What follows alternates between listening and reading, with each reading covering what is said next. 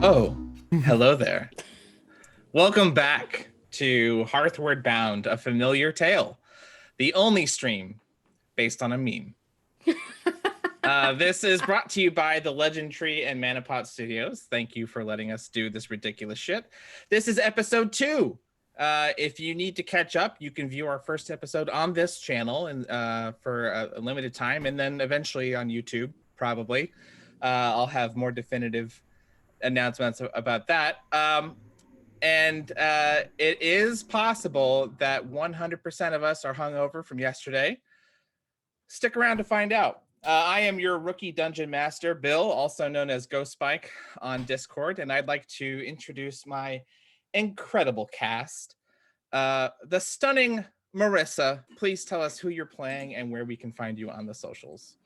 Hi everybody, my name's Marissa, and I go by Critical Kitten with a variety of punctuation around these hallow halls of the internet and various social medias.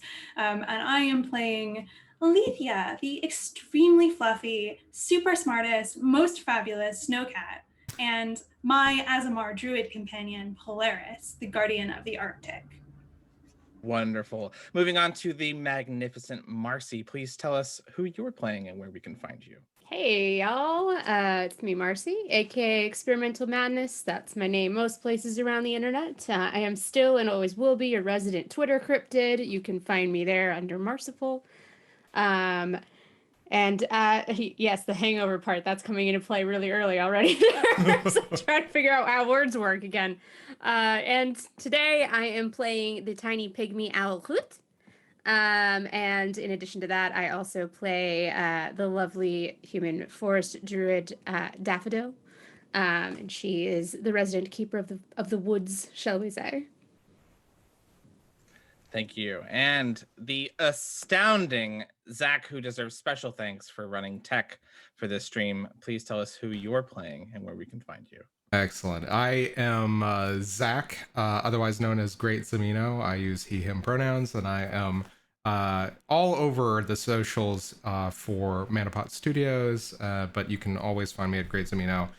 This week I am playing Mangolin the Pangolin, who is the pangolin animal companion of Driakmo, the large Goliath Druid. So I am very much happy to be back to do this. So can't wait. And last but not least, the fantastic Hopper, who has built this entire world that we're playing in today and graciously given me permission to play in their sandbox. Please tell us who you're playing and where we can find you. I am Hopper.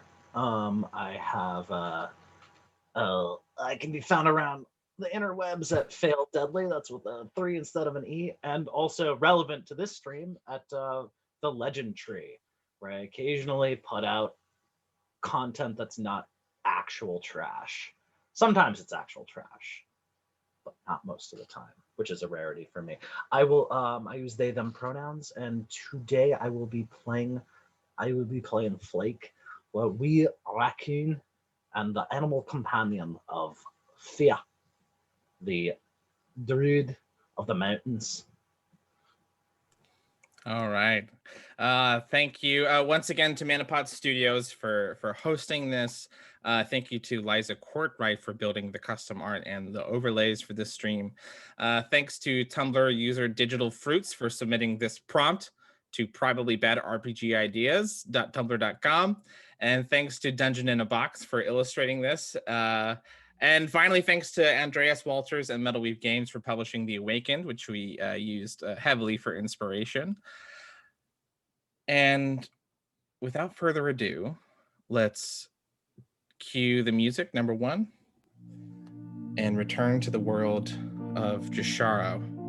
Previously on, in a time not long after the creation of the world, there is a war going on between the planes as the Fae pour forth into the material realm. The gods of this young world appear to have put aside their differences and mount some kind of defense, but recent bad news, the ancient dragons of Jushara have thrown in with the enemy, with the Fae, and this has tipped the balance of power. An emergency meeting was called of all of the gods in Jushara, the younger gods and demigods that are able to manifest on this plane, as well as the scions and servants of the ineffable primordial gods. And here on the small island of Trella, the dormant volcano Mount Ba-Ki, the furnace of creation, they gathered to discuss the unthinkable, creating a race of super soldiers known as orcs. And this is where our characters found themselves, servants of the primordial god of nature, Maro, our proto-druids and their companions, Driacmo and Mangolin, Polaris and Aletheia, Fair, and Flake, Daffodil and Hoot. We're discussing the ethics of creating a new species whose only purpose is to kill and serve when an ambush struck. Gray-skinned beings with hairs of flames, wielding elemental magic, ambushed the gathering and, using the magical mechanical portal of the Disciples of Eteril, dragged through a huge red dragon. The attack was swift, fierce, and deadly. The animals were separated from their druids during the fight and took refuge on the back of the Aarakocra druid Vicky, and nearly made it to safety before they were pursued by the red dragon, who shot a crest of flame that Vicky took full force of before crashing into the jungle. And this is where we rejoin our animals.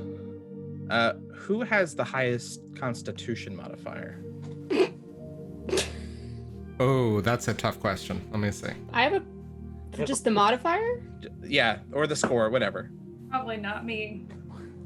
Mangolin. Sorry, go ahead. It might be you. I've only got a +2. I have a +4. Okay, all right. I think we can switch to music cue number 4 now. Mangolin, you regain consciousness. You're on your back and you're staring up at this leafy canopy, crisscrossing branches that dangle vines. You look to your left and you see ferns and trees out into the distance. You look to your right and you see a break in the tree line with the beginnings of, maybe about 100 feet away, the beginnings of a sandy beach. And I'm gonna roll. And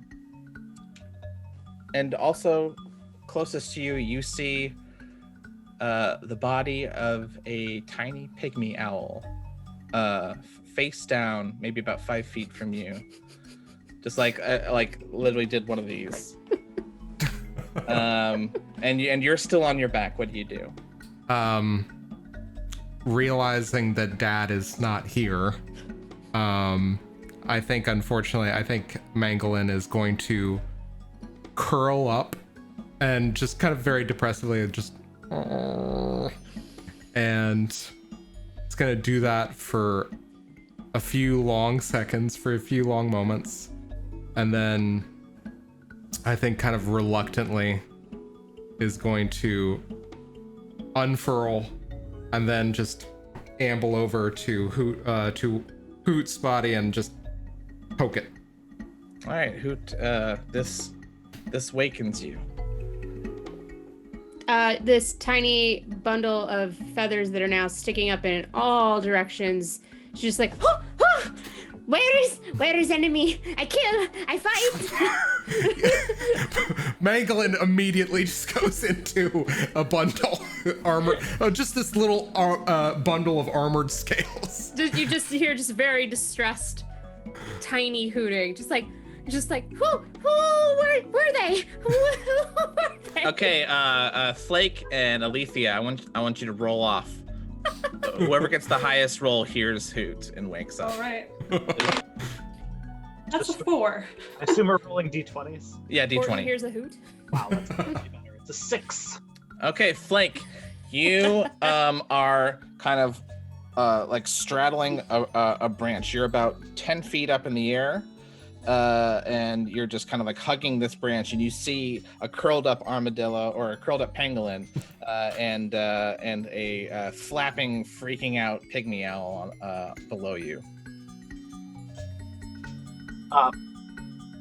Well, I think I'm about to take a wee bit of a tumble. You see a fat raccoon drop out of the tree, and I send up a cloud of dust as he lands on his backside. There's a 90% chance that if you surprise Hoot, she might go in for like a quick peck because she doesn't know what just happened. Yeah, you just like, I think at which point you just see the head kind of like go out to kind of check and see if everything's all right, and then go back in. Hoot, do you make that kind of semi-aggressive peck? I think so. I don't want to cause any additional damage, but it's definitely more of a surprise than a full-blown. As you do, there is a really bright flash, and I need Hoot and Flake and Aletheia, you are about 20 feet away in a bush, and you've just woken up. I need you to roll perception checks. Let me know if you get above an 18. I rolled an 18 on the dice. Yep, that's gonna be a 21. 23 total. Is this related to scent at all? It's sight. It's related to sight. And Aletheia, what did you see? What did you roll for perception? That would be 9. So I'm still groggy, waking up. Mm-hmm. You see this flash of light. Flake and Hoot, you actually notice this in reverse. Flake, you see as this owl goes to peck you, this like outline, this shape, as if Hoot were a much larger creature, and like a tiny creature inside an outline of a larger creature. And Hoot, you see the same. This raccoon is suddenly surrounded by this spectral outline of a much larger creature, and this flash kind of repels you both for a moment.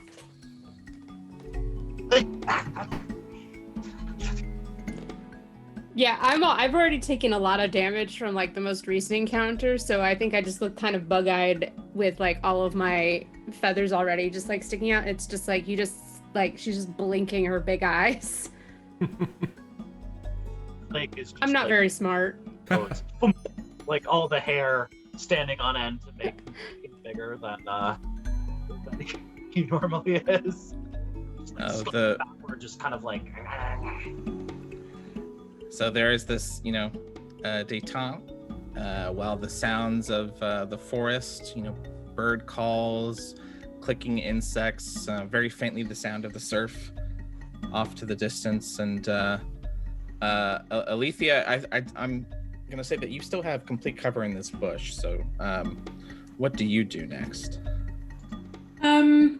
Do I see the others like all together? Oh, yes. You've got accidentally, you have a perfect vantage point. I think I'm just gonna wait and watch from the bush. I think my Arctic hare chasing days have trained me to stalk prey. And in this case, it's not prey, but I want to see what's going on before jumping out and joining everyone.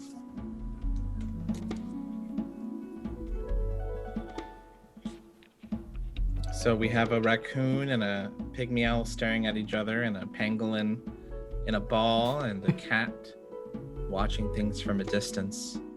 I think like Hoot is like staying aloft, flapping her little wings furiously, just going, Where is lady? You take? Hoot, make me a straight intelligence check. Oh, I'd love to with my -2. Yes. Anything you need. Mm-hmm. I've got it. Got this. Hang on. See, that'll be a -1 because I rolled a natural one. A -1. Oh my god. You're pretty sure this raccoon has answers. This raccoon's fidgety. Where? You tell Hoot now, or Hoot kill. What exactly are you looking for? You weird little creature. I look for lady. What lady? That I'm with my lady. Like the forest or what? Look, and like Flake sits back on his haunches and like pats his little fat raccoon tummy down. You eat. Oh, You ate, lady? -1. Yeah, I was gonna say natural one. That's about right. Flake She looks actually horrified. shockingly smart. Flake's gotten has a -1. Yeah, no, she looks as horrified as an owl can be, which surprisingly, if you've ever Googled images of shocked owls, is that expression of just like, No, a little bit big for my appetite. I can eat a lot, but I can't eat the whole people. if you lie to Hoot, Hoot will kill. Aletheia, I want you to make me a perception check. Do anything other than With delight. That is math is 14. You can see off towards where the beach begins, just beyond sight of all three of these two of the arguing animals. You see the charred remains of Vicky. I think Alethea is going to come out from the bush and just sort of walk into this argument and go, I can't take this anymore. You two are going on and on about what happened to the bird that carried us here. It's over there on that beach. Obviously. Mangle. That's not lady. Sorry, No, go ahead. that was it. Mangolin's gonna stick his head out of the ball, look over where Vicky is, and you just hear ah, and just suddenly kind of like springs up and is going to start patting towards Vicky. You also get a reaction from Flake, who just stops trying to reason with his tiny little ball of murder and scampers rather rapidly in that direction. Okay, so the two of you who are walking over, Aletheia, were you walking over as well? Yeah. So this is probably about like 15, 20 feet away. So you get over there pretty quickly. And you can see that, her back where you were riding is mostly untouched. And it is the front of her body that took the brunt of this dragon's flame. And she's a very striking, tropical Aarakocra with red and green feathers, and still streaks of white across the back. Can Alethea check to see if she is alive? Sure, make a medicine check. Hopefully, I have nothing in that skill. And that's a natural 20, so... Woo! She is dead. Oh. Well, everyone, this bird is dead. I think, almost kind of, once again, Mangolin is not the sharpest tool in the shed, and is going to move forward and kind of try to nudge Vicky with his snout, to the best of his ability. Her body, rumples with your nudge. And then, yeah, I think at that point, just again, kind of scrabbles on top and just again into a ball. Almost kind of like out of, it's almost like kind of like an imitation of what he's seen Driakmo do sometimes. Kind of standing vigil over someone or an animal fallen in the woods. Something along those lines. Or in the grasslands, I should say. Flake will also kind of go over and trods on over and like pokes at her face not really expecting anything different, but he's making little distressed noises. You're not an expert at reading Aarakocra faces, but she looks serene.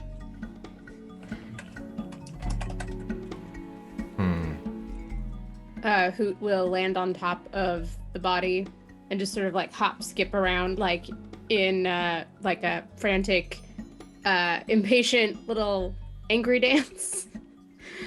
And she's like, "This not lady.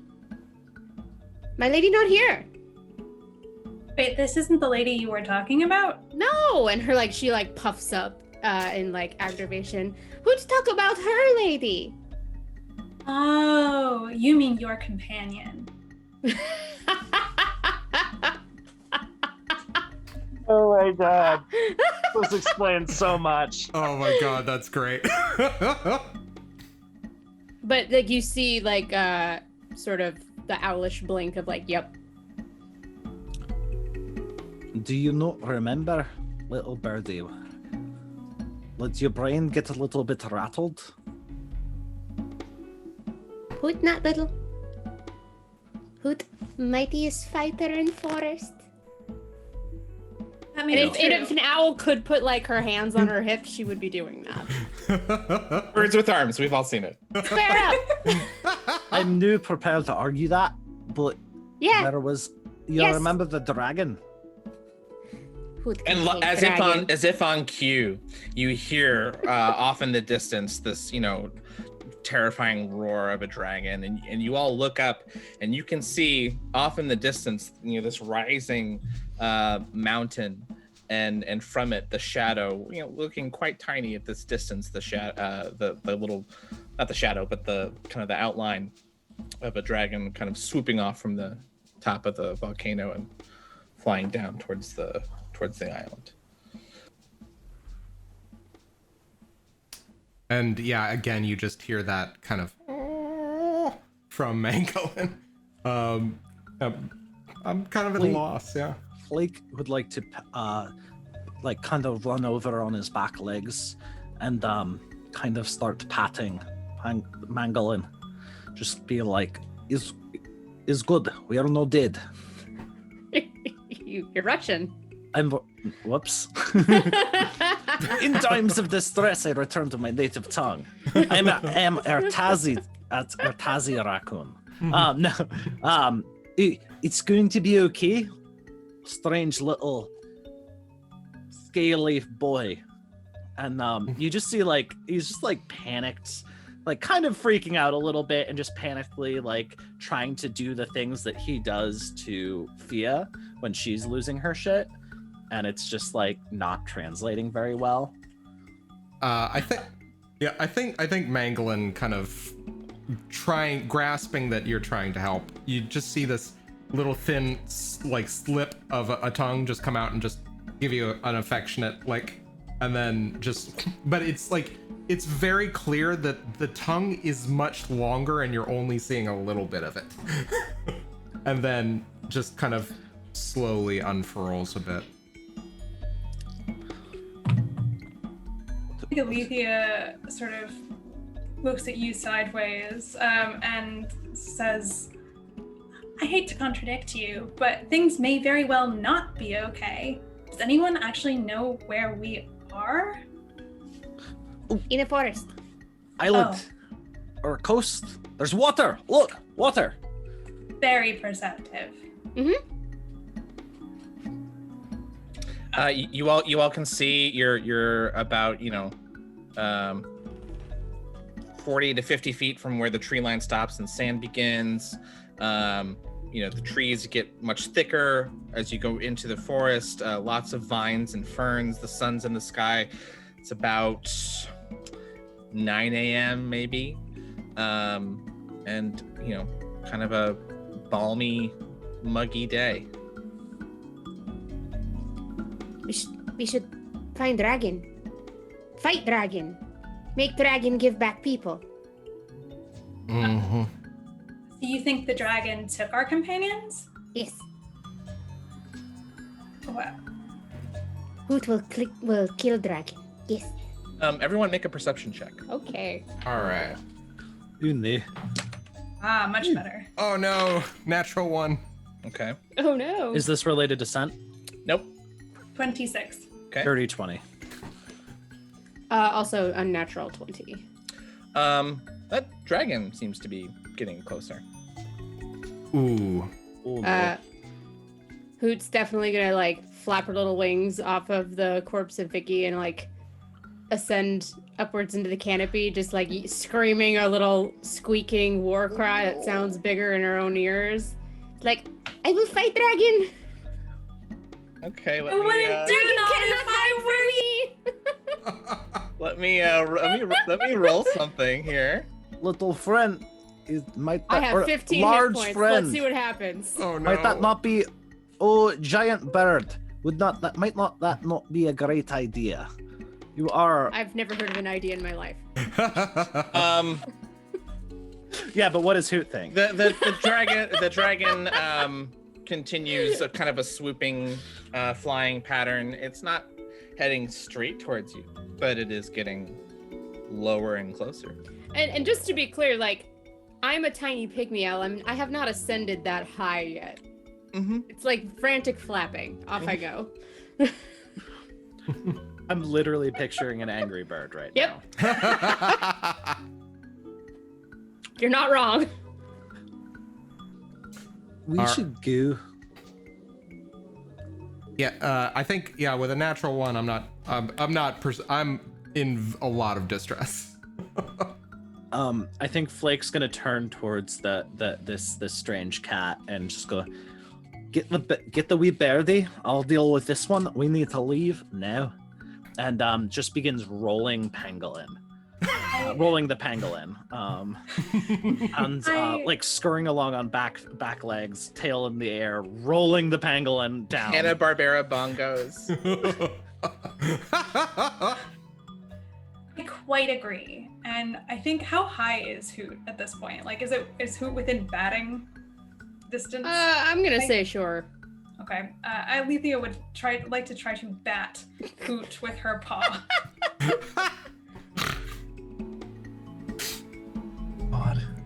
God. Yeah. I mean, do you let that happen, Hoot?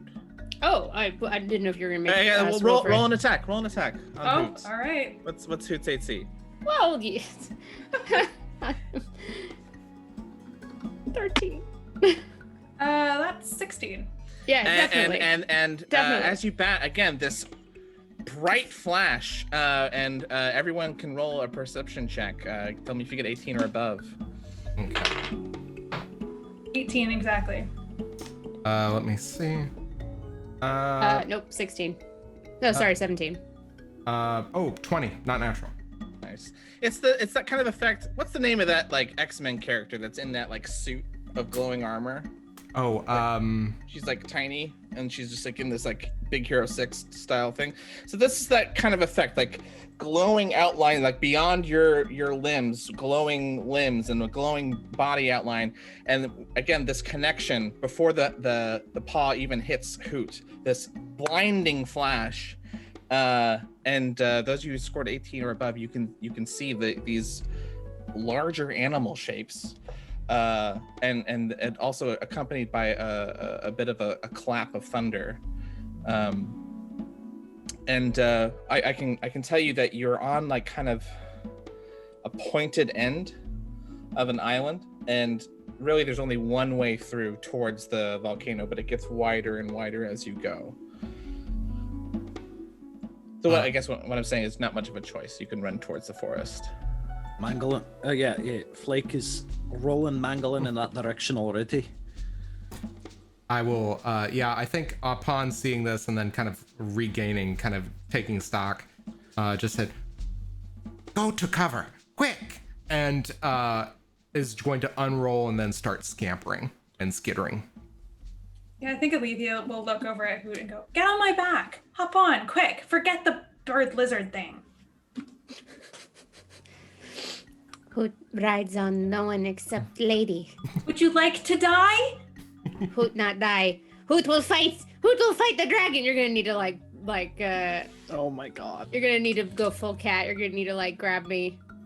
Is this Yeah, what it's I'm like gonna- playing with Maw. me? I'm gonna do the maw. I was gonna say like go for the kit, like how cats carry their kittens, like by the scruff. Except As you do that, you just have like flapping, fluttering bird in your mouth, being like, "Release Hoot! Hoot will fight! Hoot will kill with her little claws! No one can hide from me!"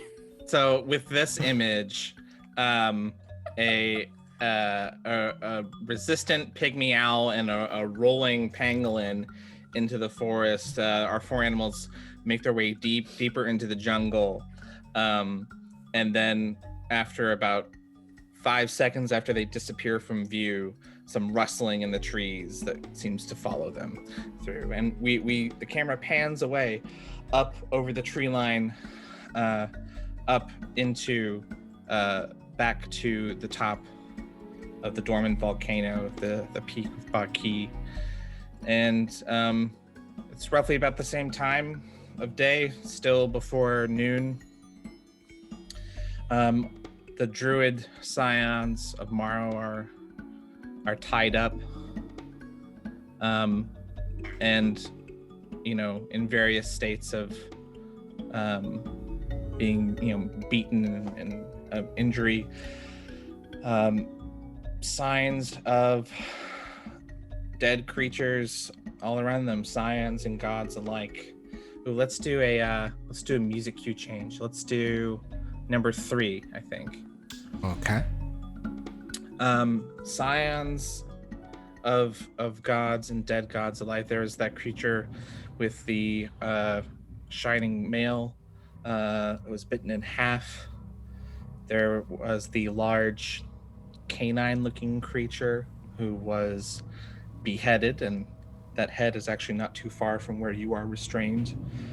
Likewise, the shrouded figure dripping shadow, the figure made of pure light, the woman wearing a crown of thorns, all dead. The large gnome, human-sized gnome-looking creature is missing in action, and about 24 humans, dwarves, halflings, and gnomes of various scions lie dead. Tied up near you, you see Gabbro, Boudreaux. Safar is where you left him, burned by the dragon.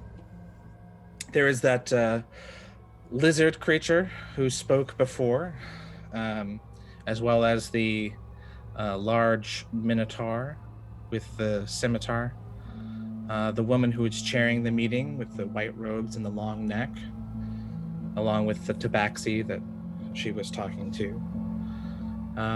Several humans with you, a couple of Aarakocra, 2 gnomes, and a pair of Asimar likewise are tied up beside you. I'd like to dive into each one of your minds for a moment. I'd like to switch again to music cue number 2. Okay. As we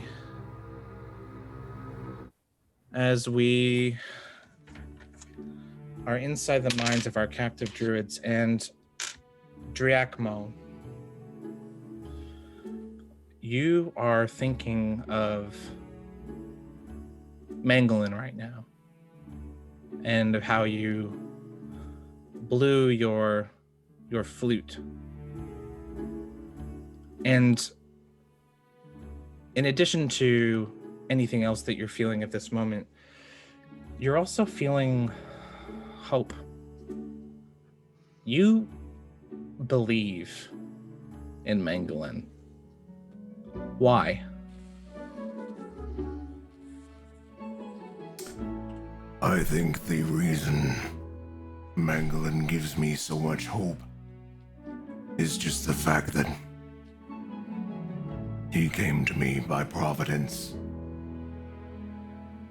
Such things do not happen without cause, without reason.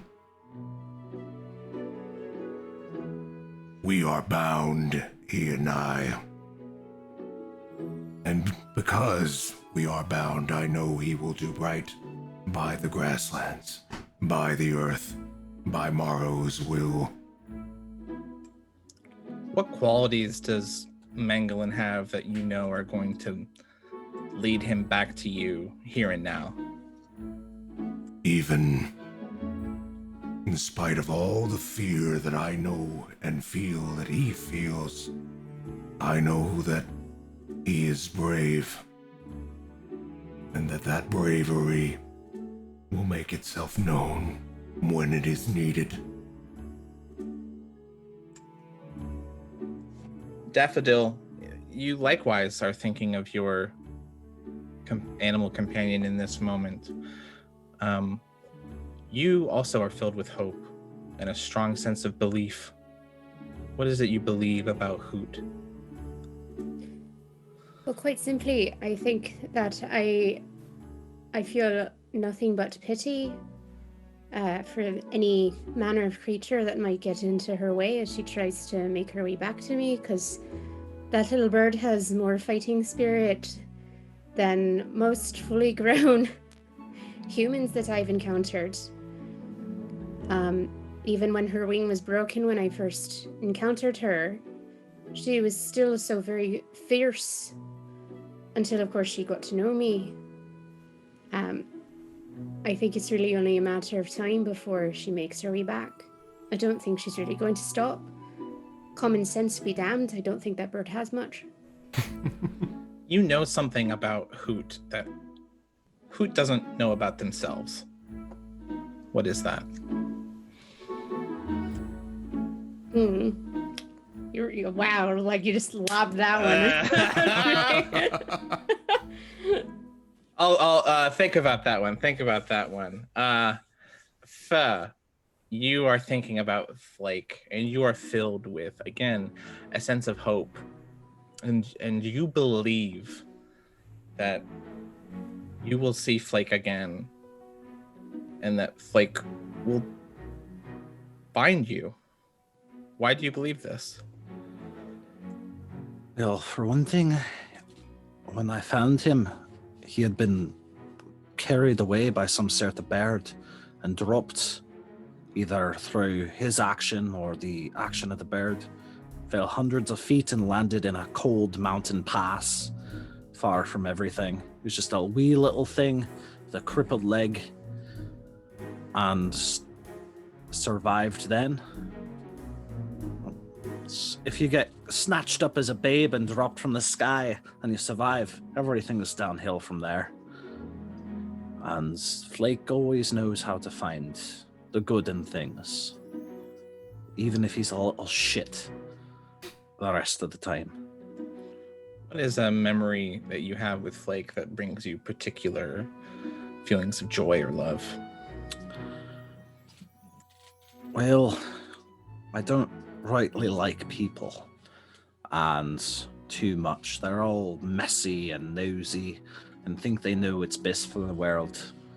And I think my personal favorite was when, to be fair, I'm still not sure whether he did it on purpose or not, but burned down an entire camp of hunters and fur trappers. It's entirely possible he was just looking for feed, but it was quite amusing to see a mountainside on just a little bit on fire, and all of them running back to their homes. He's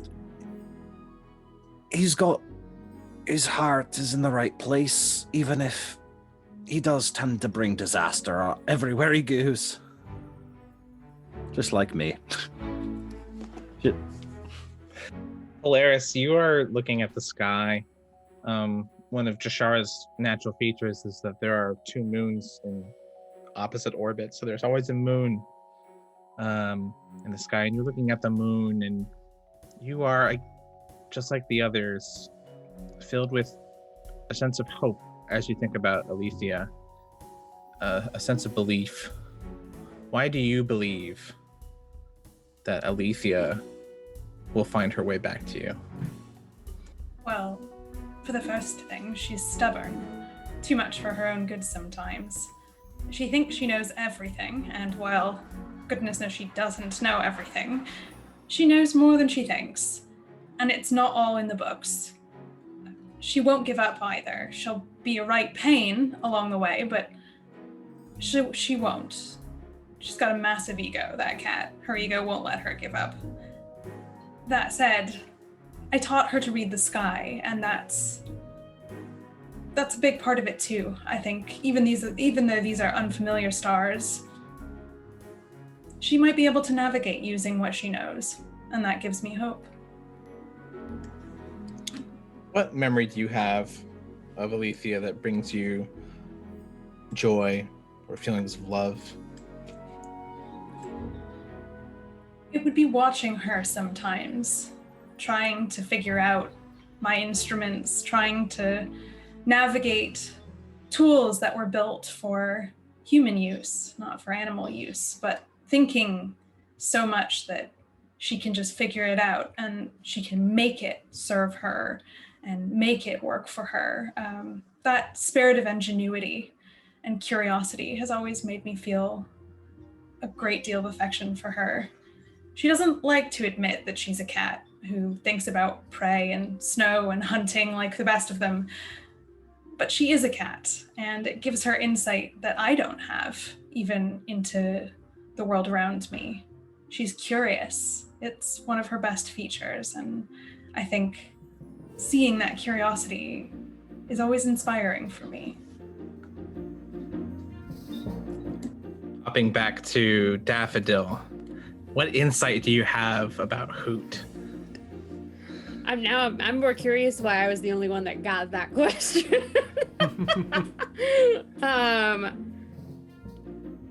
If it's not supposed to be something that's like magical at all, is it what is the vibe?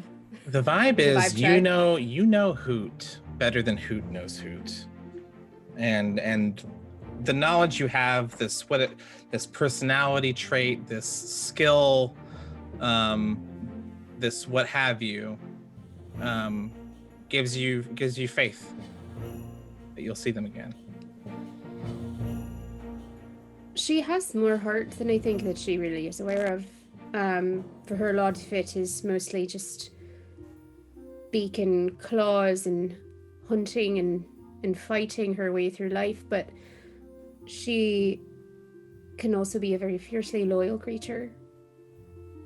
And hopefully that will serve her far better than she gives herself credit for in her journey back. And this lovely moment of reverie is interrupted. Let's go to music cue 5. Is interrupted as the giant minotaur who you fought with suddenly stands and moves swiftly. The scimitar seems to have broken his bonds and swings his scimitar at one of the gray skinned creatures with flaming hair. You only see 2 of them.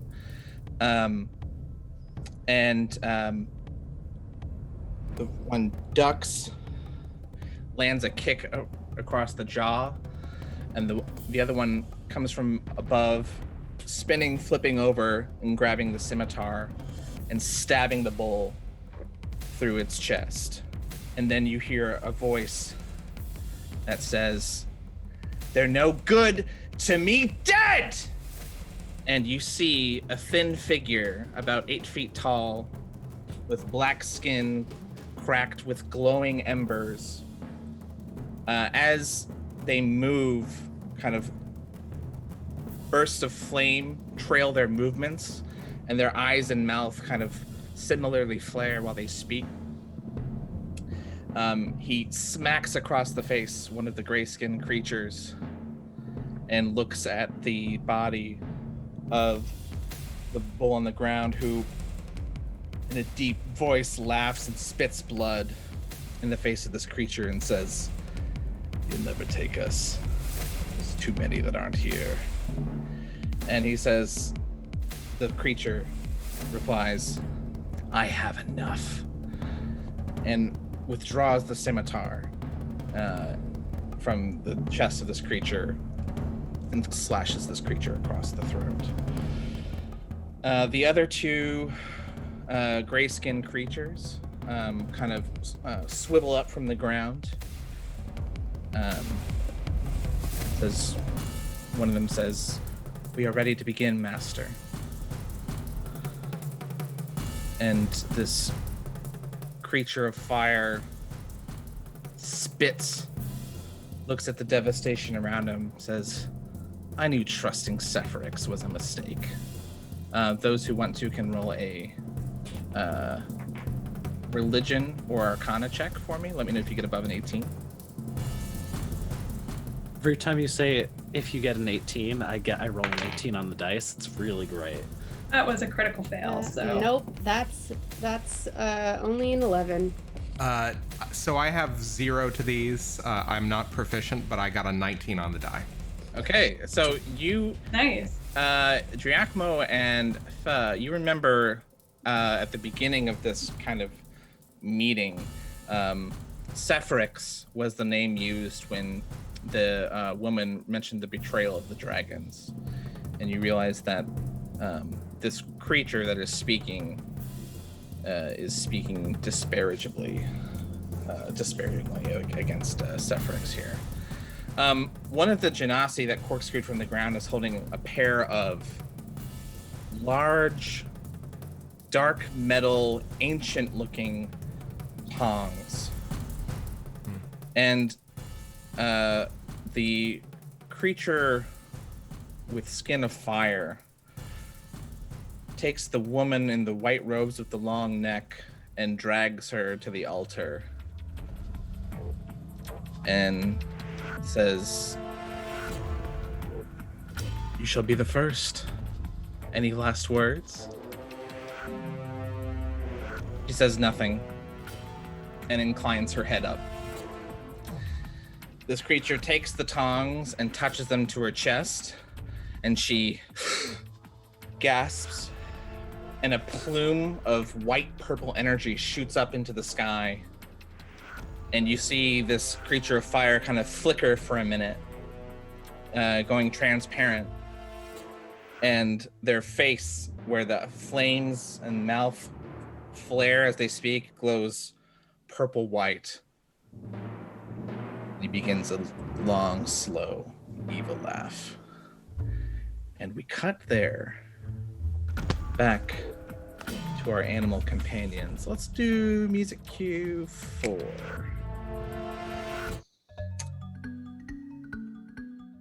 They have just finished kind of running and rolling and carrying pygmy owls in their mouths, about 500 feet into the forest. And the land is now beginning to get wider, and there's now a bit of choice to be made. One could basically continue to go straight.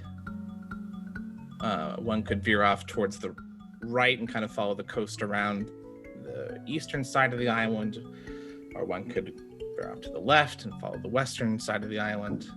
But you've found this kind of natural break in the path. There's a small river that forks in 2 directions, and you see some small creatures that were drinking at this place that bolt away at the intrusive sound of you running through the forest with abandon.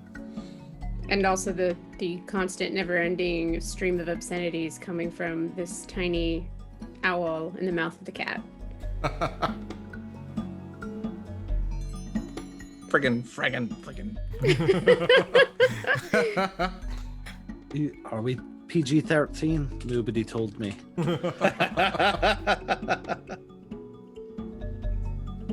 I think I would like to, if possible, could I do some sort of check to determine probably, what is probably the safest route following running water?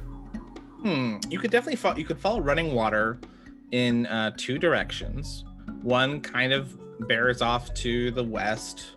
One kind of bears off to the east. You could split the distance and head straight towards the mountain, and it looks like that area gets a little, hillier. It looks like it's starting to rise a little bit. As far as safety goes, give me a survival check. Okay. 13 for Mangolin. This jungle looks really unsafe in all directions.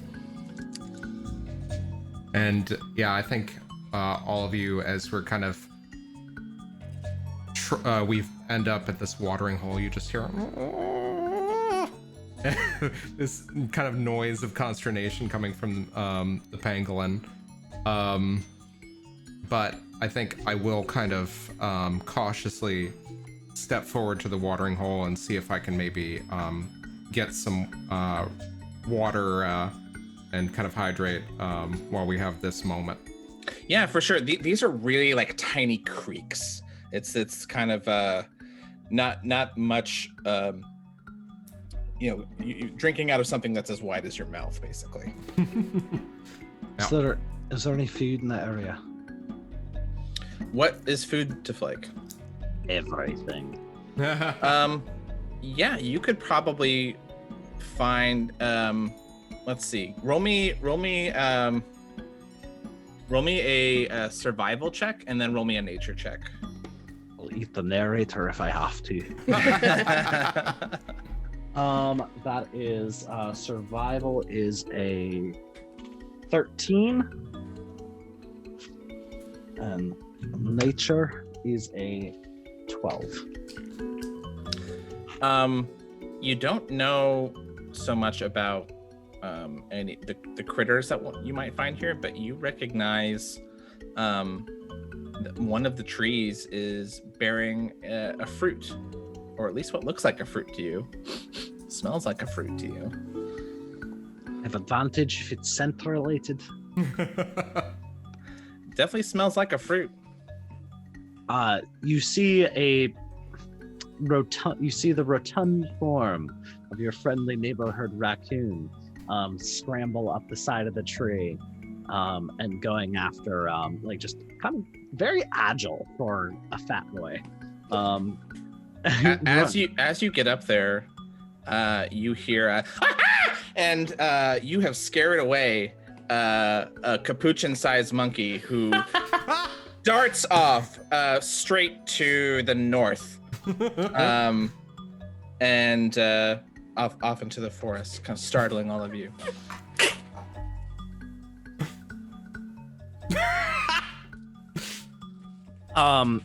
You have a moment of just sheer followed by there's food to be had. Release Hoot.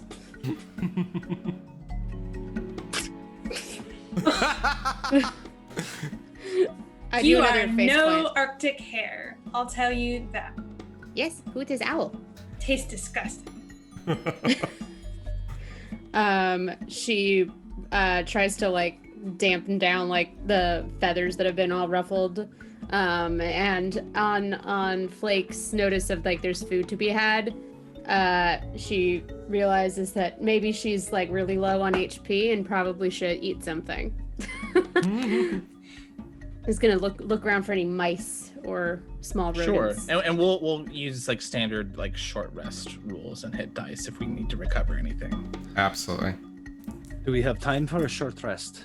Oh, I mean, what is time to a raccoon? Well, there's the philosophy of cycle that. of the suns and the moons, and it's simply put, it's really more of a shifting states of being. Hoot, if you would like to see if you can find any Yes. jungle rodents that I fit would. into those claws, give me a survival check.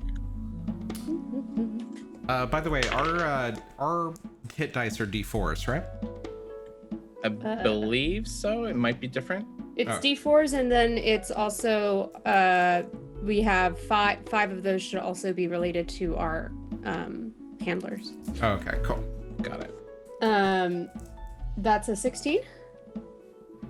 Yeah. You are able to see signs of some sort of woodland squirrel-like creature. But if you wanted to actually hunt one and eat something right now, there aren't any in the immediate vicinity, so you'd have to spend a little bit more time hunting. Well, I guess then the question remains if we're gonna take a break in this little quirk. That's up to y'all. What's the vibe? The vibe is roll me a perception check. This is related to sight and sound This is a vibe check. and sense, I guess. Yeah, vibe check.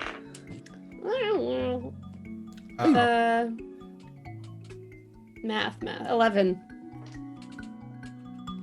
That will be a 23. Okay. You both hear the chirping and cooing and clicking sounds that are normal. I mean, Hoot, I think, is like, yes, this is all normal. Flake, you're kind of skeeved out because none of this sounds normal, but it also doesn't sound threatening to you. So you could definitely take a short rest if you wanted to. Flake will stay in the tree. And, well, first off, Flake's going to acquire some fruit, go down, wash it, bring it back up the tree. I love watching raccoons wash their food. It's so funny. You see, Flake, with how big are these fruits? Can I fit two they- in my face?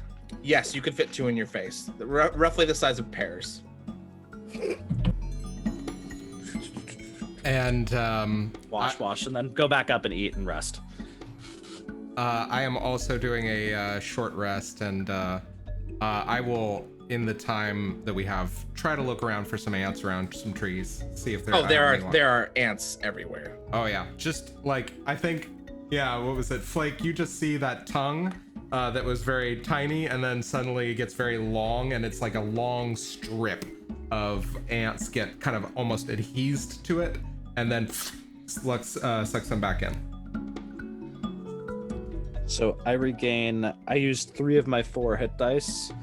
So that is 6, 6, 7. So 19 plus 6, 25.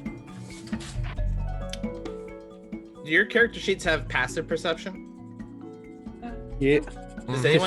Does anyone have lower than 10 passive? No. You all see a creature that looks a lot like a capybara kind of trundle up in about half hour through this short rest and like not taking their eyes off you the whole time, ducking down to take a little bit of a drink. And then walks off. I think if... Oh, sorry. I was gonna say Aletheia is just very intrigued by this capybara, and like, is it the size where she wouldn't entirely know if it would be edible for her or a threat to her? It's probably about like twice the size of Aletheia. So very much not something I could eat. Still, I think she'll be like, "What is that thing?" I think it even like walks away, like just staring at you, like. Disappears into the underbrush. I will go hunting if we're all Sure. sticking around. Yeah, absolutely. Yeah, give me a survival check. I think, you know what? I need to check something. I think I should have been rolling with some advantage, and I did not do this. Nope, I missed that for perception, but that's okay. A 15. Oh yeah. You've got one squirrel that's like 1.5 times your size. You're like 75% eyes. Death from above. I'm imagining that you are like you've got one like foot in it, and you're walking with the other one and just dragging this thing back to the group. I emerged victorious. This forest, it has not known me for very long, but it has felt me draw first blood now. It has a new ruler? It has. Yes, I will make my claim through this wood as we get back to my lady. All of creation will know my wrath. And she like dips her beak in the blood and she starts eating. And you just hear Mangolin go. Flake will throw down an apple or a pear or whatever the fuck this is, and just be like, just for later. For laters. I think Aletheia would like to check and see if there's something a little bigger around, like something maybe closer to the size of a rabbit or. Yeah. Give me a survival check. Awesome. Is this something to do with scent? Yes, it is. All right, perfect. That is a 13 plus 1, so 14.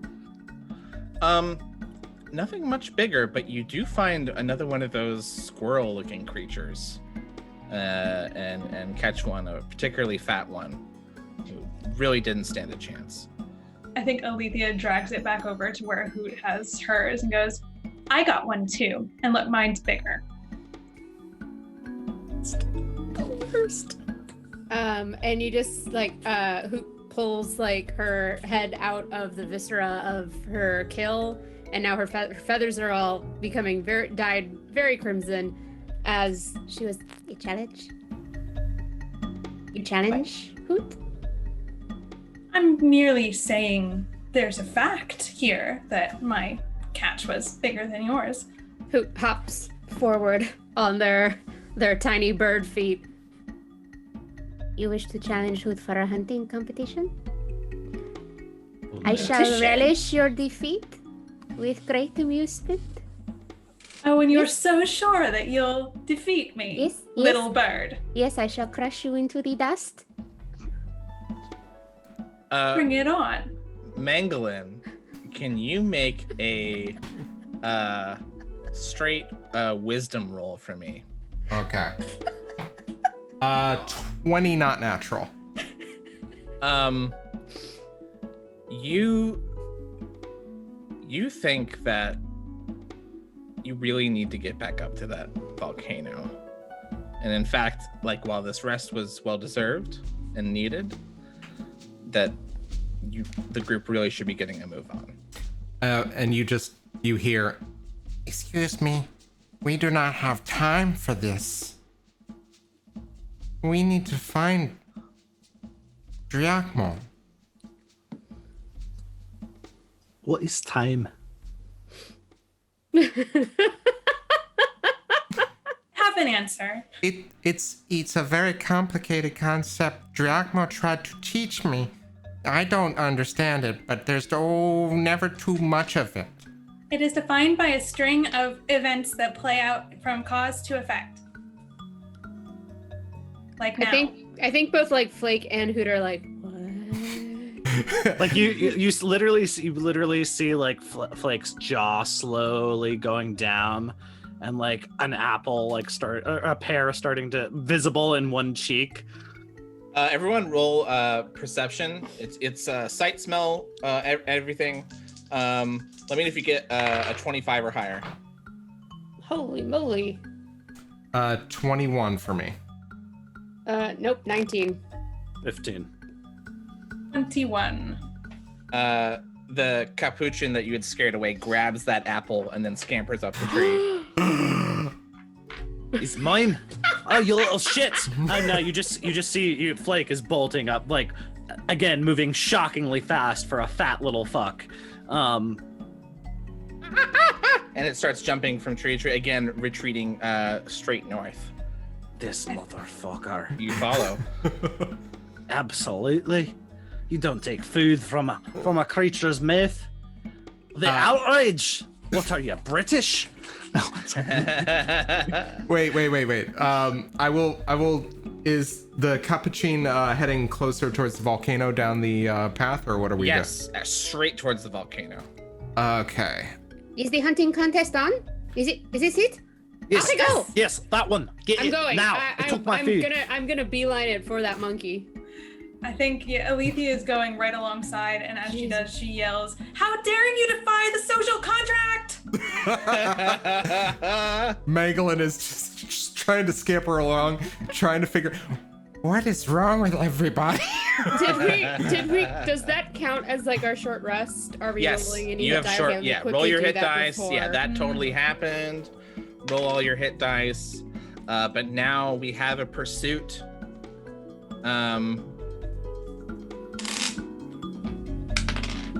Took my lunch. Oh, bastard. And I rolled 4d8 earlier, and I got 34 back, just so you know. Excellent. Cool. I'm almost full. I'll take that. Yeah, I'm pursuing this monkey that's significantly bigger than what I found, and I will bring it down. Okay, so we have a retreating monkey in the treetops. Flake is pursuing in the trees. Hoot is flying. Mm-hmm. Aletheia and Mangolin, what are you doing? Oh, I'm skittering. Okay. Yeah. Yeah, I think I also have climbed the trees, and I'm going tree to tree. Excellent. But Okay. how are you gonna get back down? No one's here to help you. All right. Sorry, cats have 9 lives. Fantasy Alright. Fire Department. Flake, what's your climb movement? Well, it's called throwing my body forward and hoping that there's something to catch it when I get there. My climb movement, that would require me to write stuff down. And I don't I do see. that. I believe it's the same as my speed. That probably that tracks. Hoot, what's your flying speed? It is. Doo-doo-doo-doo. Hang on, I have to change it. Yep, that's gonna be 35. Oh Yes. wow. Okay. I fly. That's what I do. That's what you do. Aletheia? Mine is 40 feet climbing, 30 feet speed. Wow. Okay. So Flake, Aletheia is gaining on you. This monkey who is keeping pace ahead of you.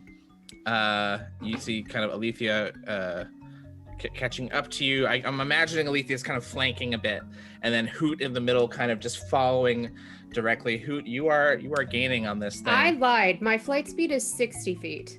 Oh, you are. So Ooh. you are. Give me an acrobatics check Okay. to Me? see how well. Yeah, to see how well you're dealing with like. You could fly straight at this thing if it were not for all the branches. So how are you dealing with all that? All right. 15. This monkey is putting the moves on you. You think you've got a shot to like really fuck him up, and then he jukes. But you're hovering above him and making his life miserable. This continues for, we'll call it a couple, maybe like 150, 200 feet. And then there is a clearing. The monkey has kind of trapped himself. He took a turn, he took a zig when he should have took a zag, and now he's run out of trees. And he runs into this clearing and kind of does a weird like little zoomy circle thing, and then tosses a half-eaten apple and puts its hands up. I need everyone to roll me a perception check. Is this scent related? Yes, it's scent, it's sight, it's smell. Ooh, double 18s. What's that? That's going to be 16. 25. 22. 12. I'm focused on my dinner. Those who rolled above 20, you notice that there is no more bird song here.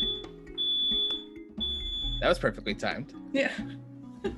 Yes, the wildfire alarm. So that is exactly the kind of noise that we're not hearing right now. So you notice this. Are you still? You guys are all Hoot. You're closest to this monkey, and the rest of you are about maybe one movement away. Hoot, what do you do? Use the force, Hoot. Use the force. Okay, it stopped. Sorry. Can you repeat that? There was noise. Sure.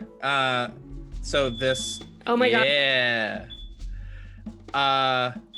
Hoot, you are the closest to this monkey that has ostensibly surrendered.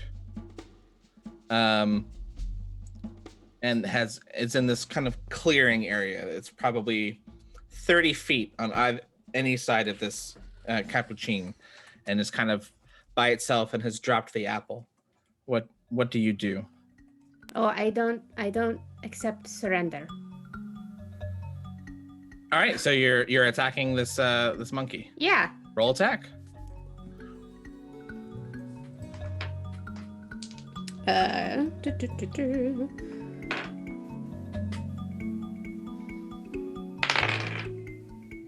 All right, pretty solid. 14? 14 hits, roll damage. Yeah, okay. Too much damage. My talents do so much distraction. It is 2d8 for me. Oh, that's pretty good, actually. Yes, that's max damage. Oh, Boise. That's 18. It drops immediately. You've slashed it. You slashed its cute little furry throat, and it drops to the ground. Superior. The rest of you, Aletheia, Mangolin, and Flake, you make it to the body of this creature, and you see Hoot. What are you, like, perched on top of the body? I'm perched on top of the body. It's definitely too big for me to drag anywhere, but I've done the traditional. I've dipped my beak into the blood of my enemy to show that I've won, I've conquered, and I can barely get a handhold on this monkey, but I'm good. I'm just standing there, and you just see like the feathers kind of go up around like the neck ruff in satisfaction, like, yes, fear me. Aletheia is miffed. And so because of this, she goes and she takes the like half-eaten apple out of the mouth of the dead monkey and brings it to Flake and says, "Here, I've gotten you your apple back." Yes, it's mine. You You're just see, very like, welcome. have you guys ever seen Charlotte's Web's the Charlotte Web animated movie? You know the rat when it's in the fair and the corn? It's like that, but with an apple. It's just like vanishing at a shocking speed. I would call that a success. Yes, I would.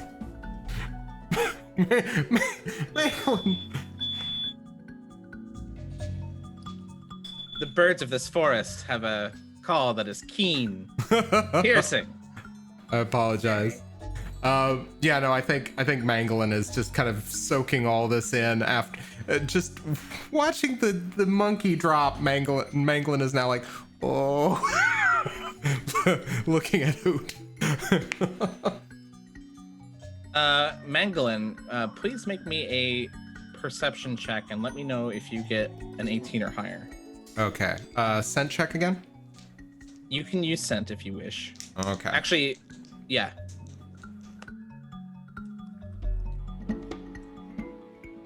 Well, that was a 1 and a 2. Okay. Then you do not see or hear anything before the rest of you, and you hear a sound as 3 behind you 4 chicken-sized raptors approach from all sides, and I need everyone to roll initiative, and we'll get back to this after the break. Natural 20. Oh, fuck. 19 on the dice. Natural 20 also. Oh my god. Disgusting. 4. You have to lose some, Hoot. Busy preening. All right, we have some clever girls that have come from all sides to ambush our sweet little babies. And I believe at the top of the initiative order, we have Aletheia. Aletheia, you can see to the north, to the east, to the south and the west, two like large, chicken-sized raptor creatures, and they are, baring their fangs and approaching. They're all about 30 feet away from you. Fantastic. This is an opportunity for redemption. I'm gonna show Hoot I can kill one of these raptor things. Great. So Aletheia is gonna go right up a tree. So she's gonna climb up, and then she's going to try to Assassin's Creed style attack one. The closest tree is probably past one of these creatures. You're in a strange, kind of a clearing. Oh, okay. Yeah. So in that case, if they're coming at us. They've kind of emerged from the tree lines and are approaching from 4 different directions. Okay. And they see all of us. Oh, right? yeah. Yeah. Okay. So no chance at stealth. I think I'm just gonna go up to one and slash it with my claws. All right, which one? I'll take the one on the right. Okay. It's a 16. 16 hits. Cool. So I have a special ability trait thing called Killer Claw, which means my claw attack does an extra die of damage. So let's d4s. That's 3 and 2, 5. 5 damage. Mm-hmm. Alrighty. And then I'm gonna movement, just try to kind of jump out of the way. In case they retaliate. Okay. Your movement is 40 feet? It's 30 feet on the ground. 30 feet on the ground. I'm going to say it took your entire movement to engage this creature. So it can, rah! It takes the hit. Next up is Mangolin.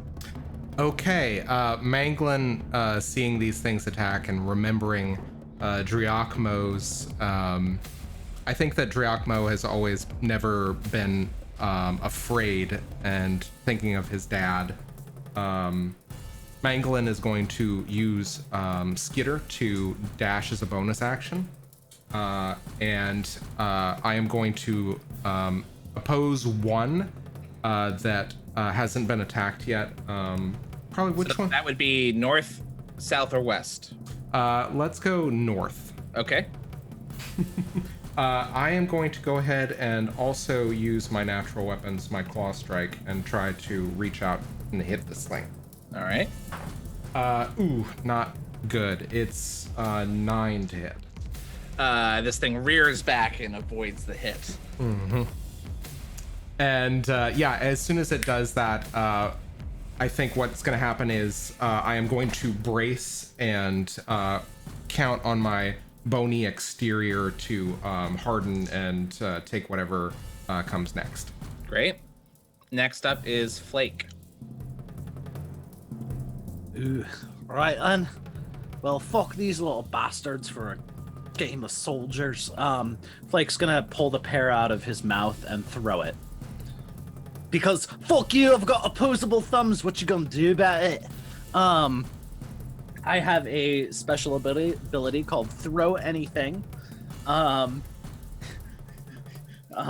effect, you do not have disadvantage on ranged weapon attacks you make with improvised weapons. Additionally, improvised weapons you throw deal 1d4 bonus damage of the appropriate type.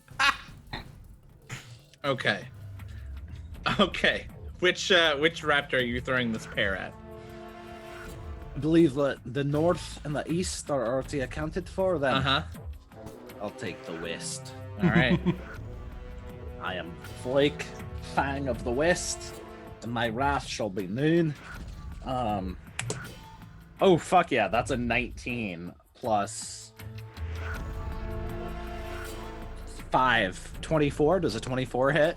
24 hits. And now, what would you normally be rolling for this improvised weapon? Normally an improvised weapon deals I think it just deals 1 point of damage. Okay. It's a 1d4 plus my dex. All right. Which is a 4 Okay. on my honestly alarmingly sharp d4. I definitely almost injured myself just now. So, and that's a 4+? That's a 4 plus 5. Okay, I'm gonna say that because this is a particularly ripe piece of fruit, this does 4 damage. Fair, I guess. It is technically a core at this point. So it splats. It splat. It hit you. Bonk it. It got bonked. And how far away exactly is it from me? 30 feet. I charge. Yar. Fuck these things. Fuck this. My lunch got interrupted, and I don't appreciate it. So you just see Flake, like, kind of basically, like, having pulled this out, thrown it, just kind of like thump, puff up to maximum size, and just, it's like watching a fucking ball of jello bounce across a fucking clearing, and but just go like and I'd like to make an attack with let's see here. Is a bonus action. Oh fuck yeah. And I'm gonna go into my ferocious form as he looks real menacing.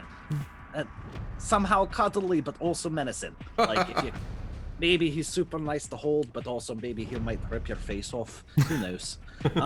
So I have advantage on my natural weapons, and I have an ability called Hard Biter. So I'm gonna roll 2d20. That is 17 plus 5, 22 to hit. That hits. And then I have so much damage. That's gonna be 17 points of piercing damage. Holy shit. Oof. Let's see. You fuck this thing up. You slash it right across its leg, and it kind of like limps a bit and roars and squawks in pain. Is it okay. no dead? It's not dead. It is the southern raptor's turn, the one that is not engaged, and it gives a and charges towards Hoot and slashes twice with its claws. We have one crit, one miss, one crit. Jeez. Oh no. Let's see, that is 9 damage, All right, I'm okay. and then a bite attack. Does an 8 hit you? An 8 hit me? No. Okay, so one very effective claw attack, and then the teeth chomp on nothing. Just feathers. The raptor that is engaged with Aletheia does the same. 2 claw attacks. A 10 does not hit you, but a 22 does. So a claw attack. 4 slashing damage. And then here is a bite attack. Does a 17 hit you?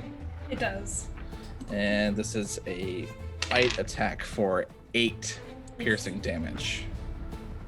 Good thing I was back up to full. The raptor that is engaged with Mangolin. Same deal. Does a 14 hit you? It does not. And a bite attack. A 9. That No. also misses. Clank, clank, clank, clank, clank. And the raptor engaged with Flake. I'm going to say it can only make one of these claw attacks because its leg is so fucked up. An 8 does not hit you, I assume. Absolutely not. And a bite attack. Does a 15 hit you? No. Chomp into the air. It is Hoot's turn. I'd like to use a very special ability that I have. It is called Frightening Roar.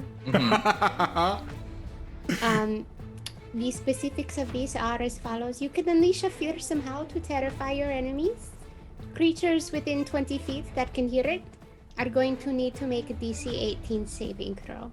Or What? become frightened for a minute. That's a charisma? No, it's against my spell save throw. Wisdom saving throw. Wisdom? No, intelligence. Intelligence. Ooh. Oh. So I just get up real close to any, and if there's more than one that's within 20 feet, they're all gonna get affected. Unfortunately, everyone fanned out and engaged beyond the range of this. So this will just be the one that tried to nom me. So I just I flap up away from my monkey corpse and just go, woohoo! It's super effective. Okay. The pupils in this creature just dilate. I'm all covered in blood still. And it sees death in your eyes. It is frightened of you. 2.5 inches of death coming at you. All right. So, woohoo! It is now Aletheia's turn. All right, I'm gonna take another killer claw swipe at it. So, that one on the floor. 13. 13 hits. Lovely. 4. Oh dang. So that's 7 damage. 7 damage heard. It looks pissed. Do you I'm move pissed too. or anything? Can I try to get around behind it? Yes, you can position yourself behind it. Yeah, Absolutely. I'd like to do that. Great. Mangolin. Okay, second verse, same as the first. I think there's a as this thing has tried to gnaw on Mangolin and not succeeded. So let's do this claw swipe again. Hold on, that one's cocked. I gotta remember to take the D4s out of the tray. All right. 11.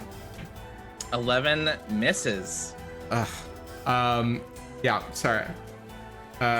Tell me something. Can I actually try another because it's 2 claws, can I use an offhand attack? Or does that not count for my guy? I don't think, because I think you have to take something special to have multi-attack. Because that's why Flake has multi-attack. Correct me if I'm wrong. But in the interest of flavor, go ahead and make your offhand claw attack. Okay. All right. And that's a natural 1. So Okay. I love Mangolin, but just these dice. All right, go ahead. Okay. It is Flake. Well, hello there, Birdie. Aren't you looking scrumptious today? Is this like a dinosaur or a bird? It's a dinosaur. It is a proper velociraptor, chicken sized. Yeah, like as not a Deinonychus. Yeah, that's yeah. right. That's right, Jurassic Park. We're fucking looking at you. Damn. If I had a bell, I'd be ringing it. Well then, convince them there. That is a 4 and an 8 advantaged, so that's a total of 13. Just hits. How's 21 points of piercing damage do there, Haas? How does this creature die? So at this point you just see a blur of fur, and like if you've ever seen the video of somebody putting there's a baby raccoon in a crate, and somebody's putting a popsicle in it, and it just like attacks it savagely before realizing that it's delicious. It's just it gets mauled straight up, like claws and fangs, and just like nearly like takes off the head. So yeah, you like not only is this thing eviscerated, but it actually tastes pretty good. So I reduced it to 0 hit points or less. Oh yeah. So I can move 30 feet, use a bonus action to make a second attack, and I have 2 more attacks now because of ferocity. Jesus Christ. Well, do it. So you are 30 feet from Hoot in the middle. The whatever the square of that triangle is, to Mangolin at the north, and you're 60 feet from Who looks like in the most trouble? So my little Mangolin's, I think, raccoon kind of eyes. cowering in a ball a little bit. Oh, absolutely. Can I get there in 30 feet, or do I need to dash? You need to dash to get there. Oh, It's just above 30 feet.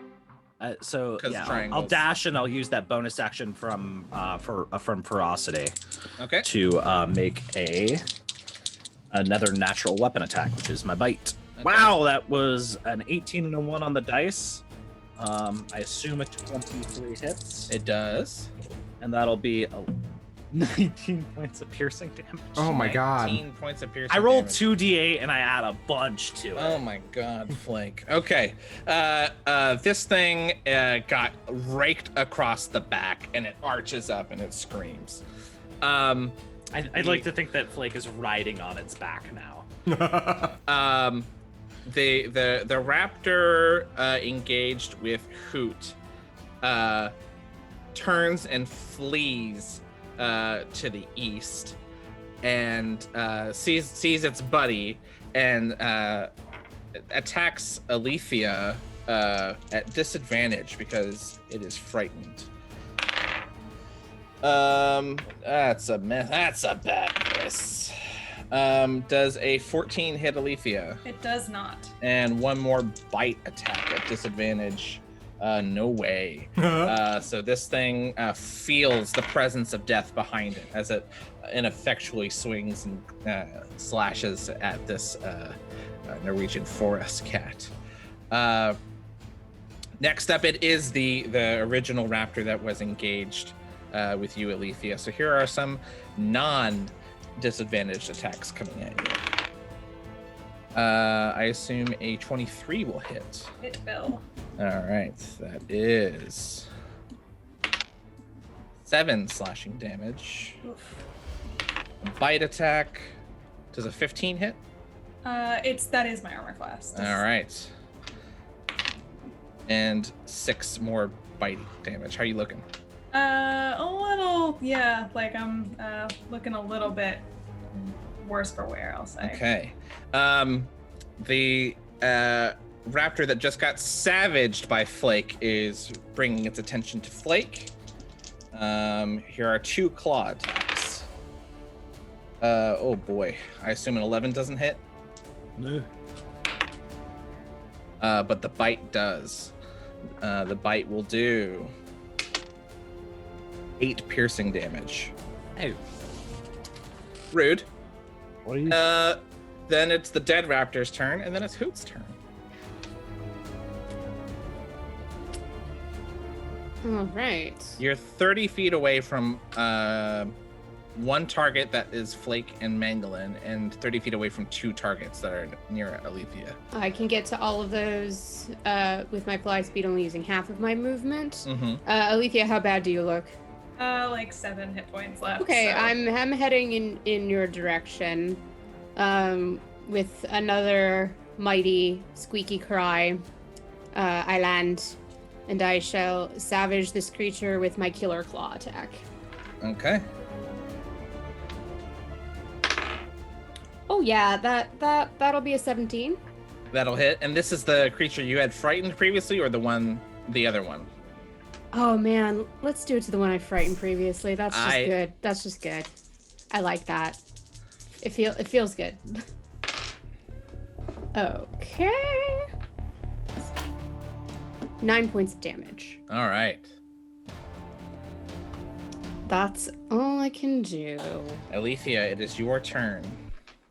Yeah, Aletheia is gonna go for that tree if there's one that she can use her. Yeah, friendly you're. defense against. I think to not take attacks of opportunity, you would. Well, she already went behind the raptor. Although I guess the raptor. Now there are flipped 2. to- Oh, that's true. Yeah. Okay. Yeah, I think she still will though. She'll go for the tree. Okay. By taking the disengage action. Yeah. Okay. Cool. Yeah, you make it up a tree easily. Anything while you're in the tree. Yeah. Well, that was your action to disengage, and that was your movement. Yeah, I think she'll just watch. Okay. Mangolin. So Mangolin is taking stock of everything. Flake seems to have this well in hand, and the 2 have kind of pulled up on Aletheia. Hoot's working on that. I am going to... How far away am I from them? You are the triangle square distance of 30 on either side, whatever that is. Okay. I am going to bonus action dash. I'm going to take an attack of opportunity if I need to, just because I think that it is time to try to be brave. And also, I have incorporated, you can't see it, but I've incorporated the dice tower into this. Excellent. So let's see if it helps. All right, let's. So the raptor that you're engaged with, who is so fucked up from Flake, oh my God, crits on you as you run away. Oh shit. But you have a bony exterior. Everything's fine. That is 12 damage. Woof. 12 bite damage. All right. No worries. But you make it there. Okay. And There are 2 raptors. I am going to attack the one that is the least injured. Okay. Okay. I'm gonna try to see if I can swipe at it with my attack, my claws.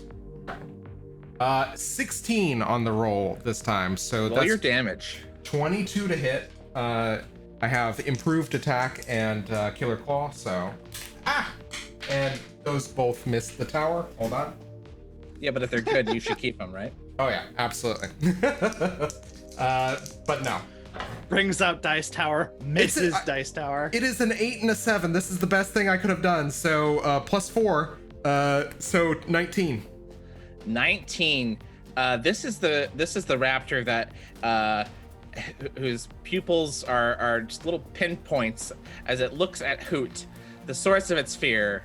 And how does this pangolin surprise murder it? Yeah, it's literally just like, and you just see these big, sharpened, long claws just kind of dig into its haunches, probably closing in around its ribs, and just kind of like pulled off of one side away from the Aletheia above in the trees. And it's just dead weight in your claws. Flake, you're next to a raptor that just took a big bite out of Mangolin. It's like rude, very rude, very rude, very rude. Commence the murder. That's awful, but 13 hits. 18 points of piercing damage. I have a +8 modifier on damage, y'all. It's hard to, and I roll 2d8 +8. Like, It's super dead. How does it die? Flake just, I think, has scrabbled back up on his back, and then reaches one little, like, and, like, chomps it at the back of the head and just completely separates the skull from the spinal column. Oof. Chomp. Kerchomp. It is, there is a raptor that watched its prey leap up into a tree and instead turns its attention to this murderous owl. Oh, can I have a second action? Sure. I would like to throw that head at the raptor. Woohoo! Yes, do it. That is not a natural weapon, sadly. 15 + 5. To hit. Okay. Yeah. All right. To hit, and then that's 1d4 + 4. It's 2 + 4. Okay. Sorry, 2 + 5. I lied. Okay. Stacks. Okay, so it just gets cracked with the skull of its friend. And I think that's enough to do it. This thing is disengaging and running back into the forest. Would I happen to get an attack of opportunity? Yes, you would. And let's see. 14 this time on the die, so 20 to hit. Full damage. All right. That one is 13 points of damage. And it and falls over dead. This is we can move to a calmer music cue. We'll call that cue number 4, I think. And combat is over. There is a decapitated velociraptor, and 2 dead ones spread out in this area, and you all have a chance to finally catch your breath. We're the micro murder machines.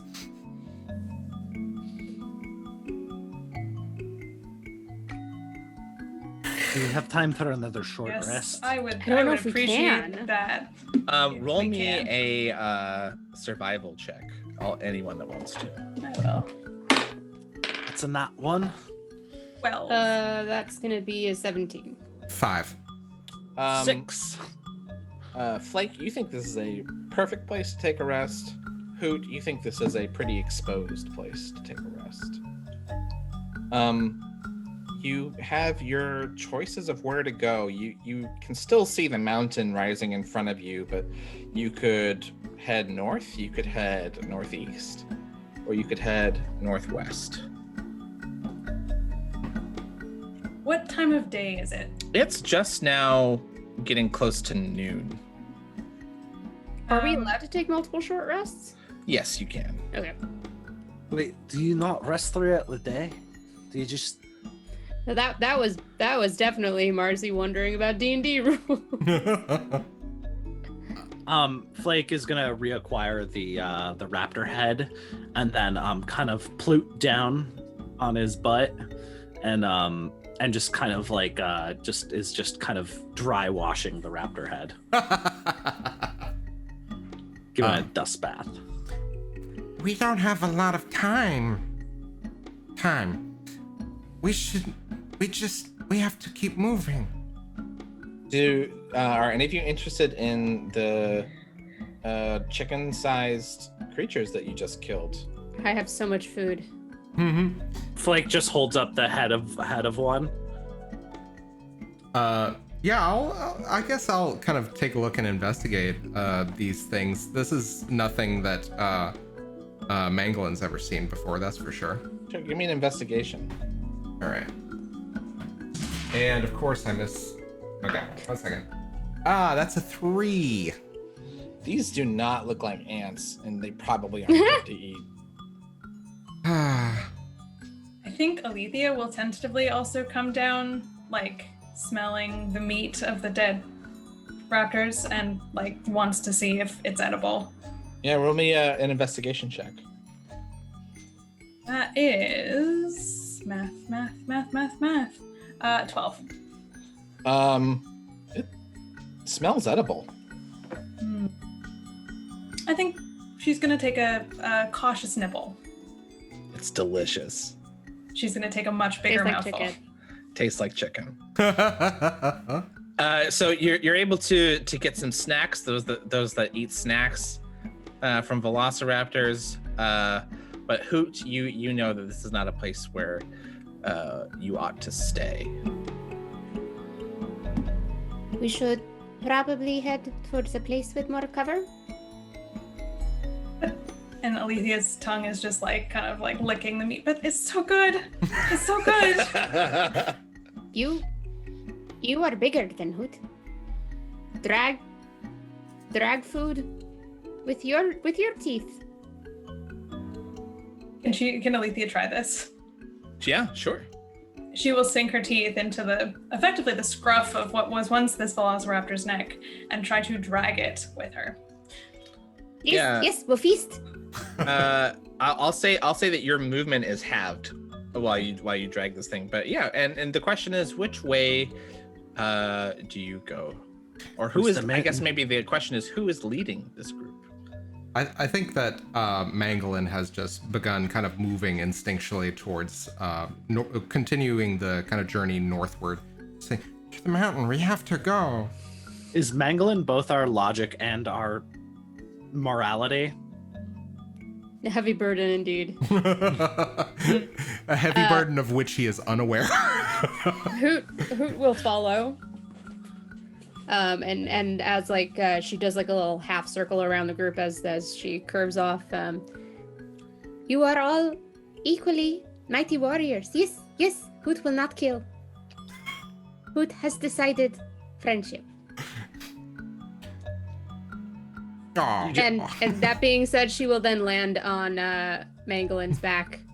And I think there's this moment where it's just like the plates kind of go still.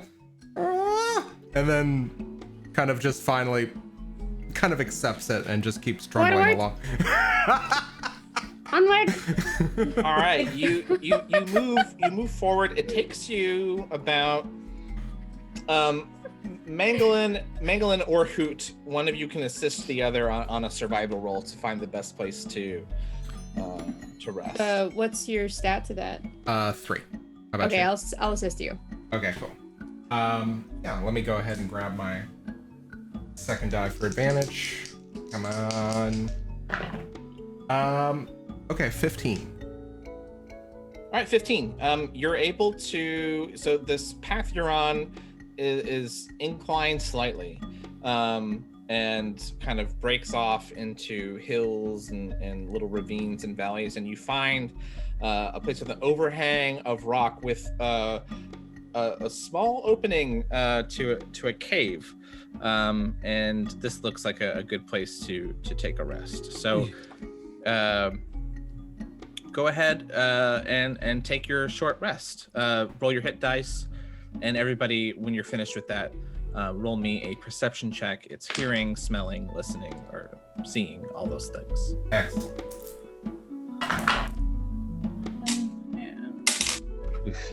Each. Not much. 9 plus 16, 25 back. I'm back up to full. Cool. I am not. I rolled very poorly. I've used all my hit dice. I am now back up to 34 hit points. Okay. I'm back up to 25, but that's not full.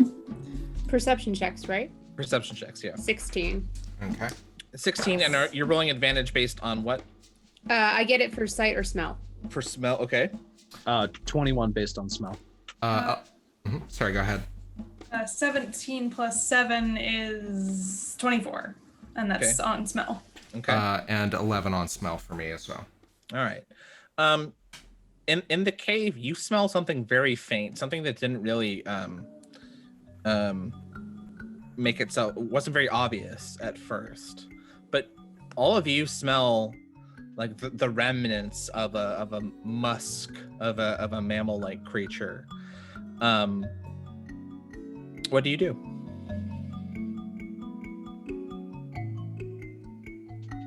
I do not like. We should leave. Yeah. Yes, let's keep going. I think Aletheia is finishing up her fill of the velociraptor and looks around and goes, "But don't you guys want to eat this? It's so very delicious." I can't fit that into my snoot. Do you need someone to chomp it up into smaller pieces for you? Is that how you eat?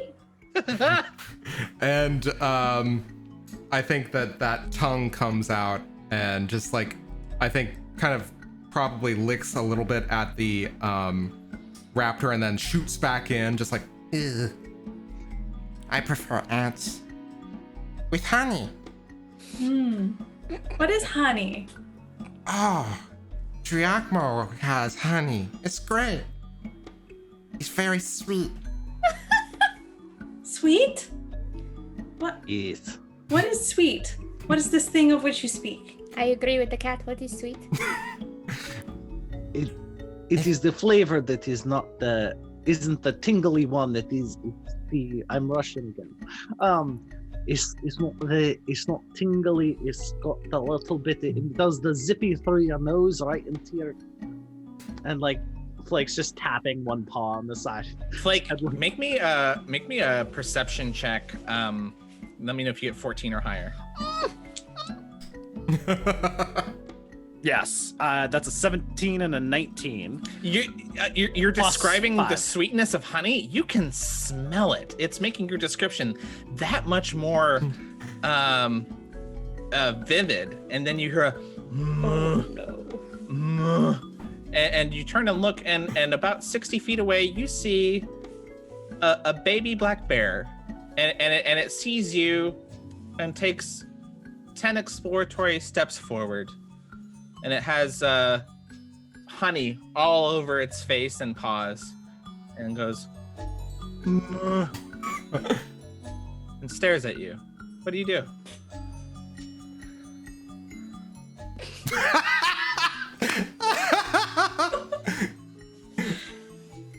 It stands up on its hind legs. Oh It seems just to be mirroring you. Flake's gonna poof further and skitter forward a short distance. Oh no. The bear, the small bear goes forward and sniffs, and kind of plops forward. And there's probably maybe about 15 feet between Flake and this bear now. The rest of you, what are you doing? We leave cave. Leave cave. Hoot's lived her entire life in the forest. She knows a bear when she sees one, and normally they're not that much of an issue because her kind don't really attack their kind. There's a mutual understanding, but you know, respect for the fellow warriors of the woods Hoot, here. you can tell this is a juvenile bear, like a baby bear. Yeah, we should. I think completely oblivious, Mangolin is going to look back at the baby bear and just be like, "Oh, that's honey, right there." Oh wait. Make me a you and Aletheia, make me an animal handling or an insight check. Oh boy. Yeah. I was gonna say Aletheia will probably know polar bears, I would assume. 16 for Mangolin. That's 18 for Aletheia. Not only do you get the sense of complete like non-aggression and non-threatening from this bear, but you are also like it's odd that this thing didn't come from the cave. A baby bear by itself, you know, the question is, where's the mama bear? But you know, you don't see a sign of it around. Aletheia's eyes twinkle as she remembers something, and she like goes right up to the front of this bear and she looks it in the eye and she's like, "Where is your sleuth? Your sleuth, your pack, your family."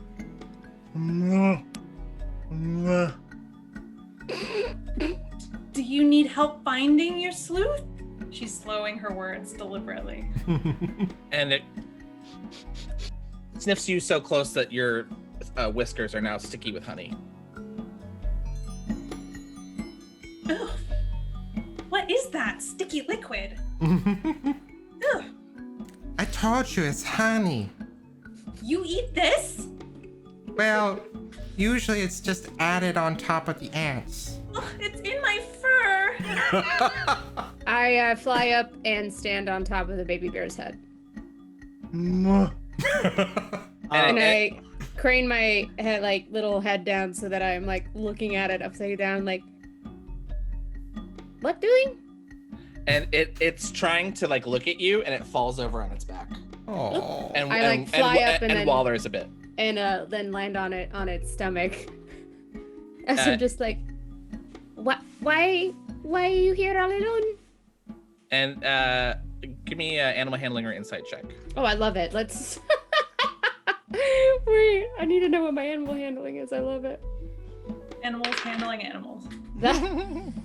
19. I told you to keep this PG-13, okay?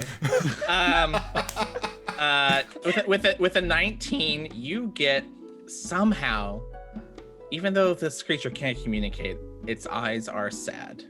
Oh no.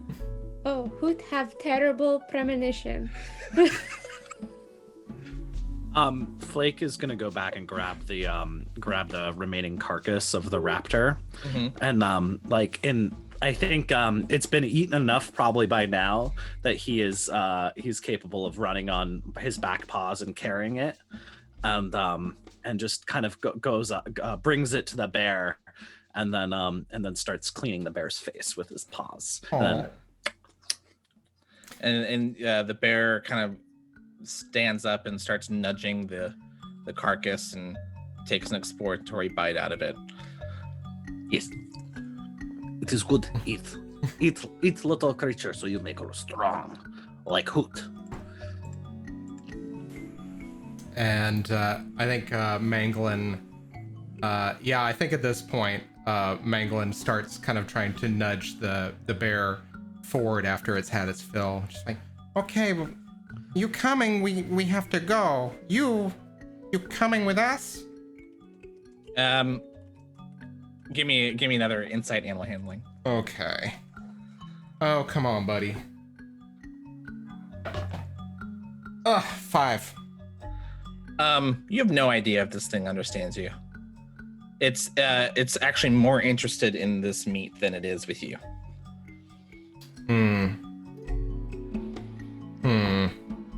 I think Mangolin is just gonna look a little bit, just like, I think look at the rest of the pack. It's like, well, I'm trying. Once Flake finishes cleaning off this muzzle as it's eating, like he's like up in this little bear's mouth, and just like cleaning as it's eating, like cleaning all the honey off. We'll offer some to Hoot and some to Mangolin. Like just be like a paw. It's just like a grubby little raccoon paw coated with sticky honey. Yeah, and I think again that exploratory, like the tongue comes out and then it's better with ants.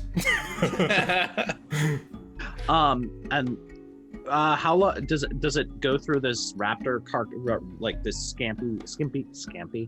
This raptor scampi. Raptor scampi. How clean through was it before you gave it to the bear? I feel like Aletheia went pretty fancy feast up on that thing. So it's stripped it of all the like tendons and chewy bits and is now gnawing on a bone. It's pretty much done. Like who's gonna grab it by the face and be like, "You'll come with us now." What? And like squeeze. Yes. All right, so this bear is finished eating and is looking at you.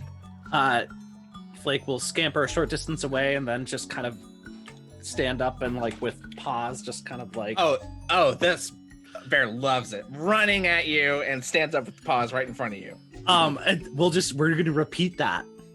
Okay. What direction are you going? Towards the mountain. Okay, straight north. Sure. I think as they walk, Aletheia is telling a story to this bear, whether or not this bear can understand her. It's like, one time I had this best friend, Aloe. He was a polar bear cub, and he could never come visit because my mom said that polar bears are opportunistic, and that he would kill me. You're not gonna kill me, are you, bear?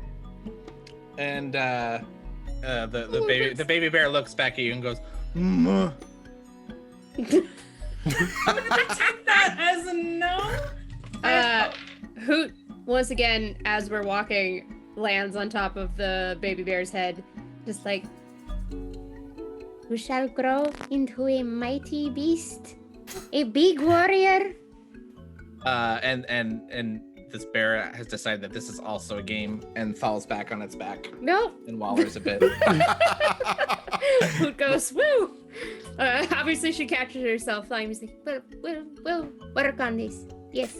So this continues for the better part of an hour, and you make your way again. Lots of like it's quite rocky, but all moss covered and fern covered, and ups and downs, and then it gets to a point where the path would continue to go straight, and the baby bear no longer is following in the footsteps of Flake, and is kind of looking off towards the east. Anyone who wants to make an insight or animal handling check. Okay. Also, I think at this point, Mangolin is looking at the bear and just looks back and says, Drachmo said that there were creatures that some people call familiars. Is he our familiar? oh my god. It's familiars all the way down. Yes. I've read a lot about familiars. That's It's familiar, and it's also not familiar. but not too not familiar. There it is. Thank you very much. All right, 19. Natural 20. I got a 19 as well. 6. Flake, you think that the bear is just tired of playing the game. But the rest of you can tell that this bear really wants to go in that direction, wants to go to the east. But seems reluctant to leave you. But Well, we we've have brought to it go this to the far. mountain. Mountains are where it's safe. Giacomo says that there is no such thing as chance or accident. Maybe we're supposed to go with the bear. But what if the bear leads us further away from my lady? No, I don't know. In all the reading I've done, it says that you can't leave a defenseless familiar to fend for themselves. So I think we have to go and take care of it and bring it to where it wants to go. I do understand. It's relatively new to us. I think familiar is a bit of a strong word. Kind of more of a casual acquaintance. And the baby See? bear begins walking off to the east, walks about 20 feet and looks back at you and keeps walking. We cannot leave a little baby all alone. I mean, we can, technically. That's perfectly reasonable. But it seems like it might be a little bit rude. I say we try to bring it along, or we go and see if we can take it back to the mountain. Maybe it knows something. But what would your human companions do? Mine would probably help the bear. That is so much responsibility. Giacomo didn't leave me. Fia would say it is his nature, and hence the wilds are unforgiving. Oh, my lady would take care of the bear. At this point, That's the a baby bear's majority. about 60 feet away. Oh, I didn't say I agreed with her. I take care of Fia. And I think Mangolin is going to start heading behind the bear, and kind of waiting, and kind of looks back to see what all you guys want to do. I want to just make sure it doesn't leave us too far behind. If he's only 60 feet away, I just fly on over and I land on the bear's head again. Flake's going to skate a little bit to the north, but not more than 60 or 70 feet away. Just keeping an eyeball out. I think Aletheia is still talking this bear cub's ears off about her best friend back in the north that was a polar bear. Wonderful. This bear leads you east-northeast for about another hour, and then starts taking slower, more careful steps, and your head's a little bit further downhill, and you hear the sounds of water rushing close by somewhere.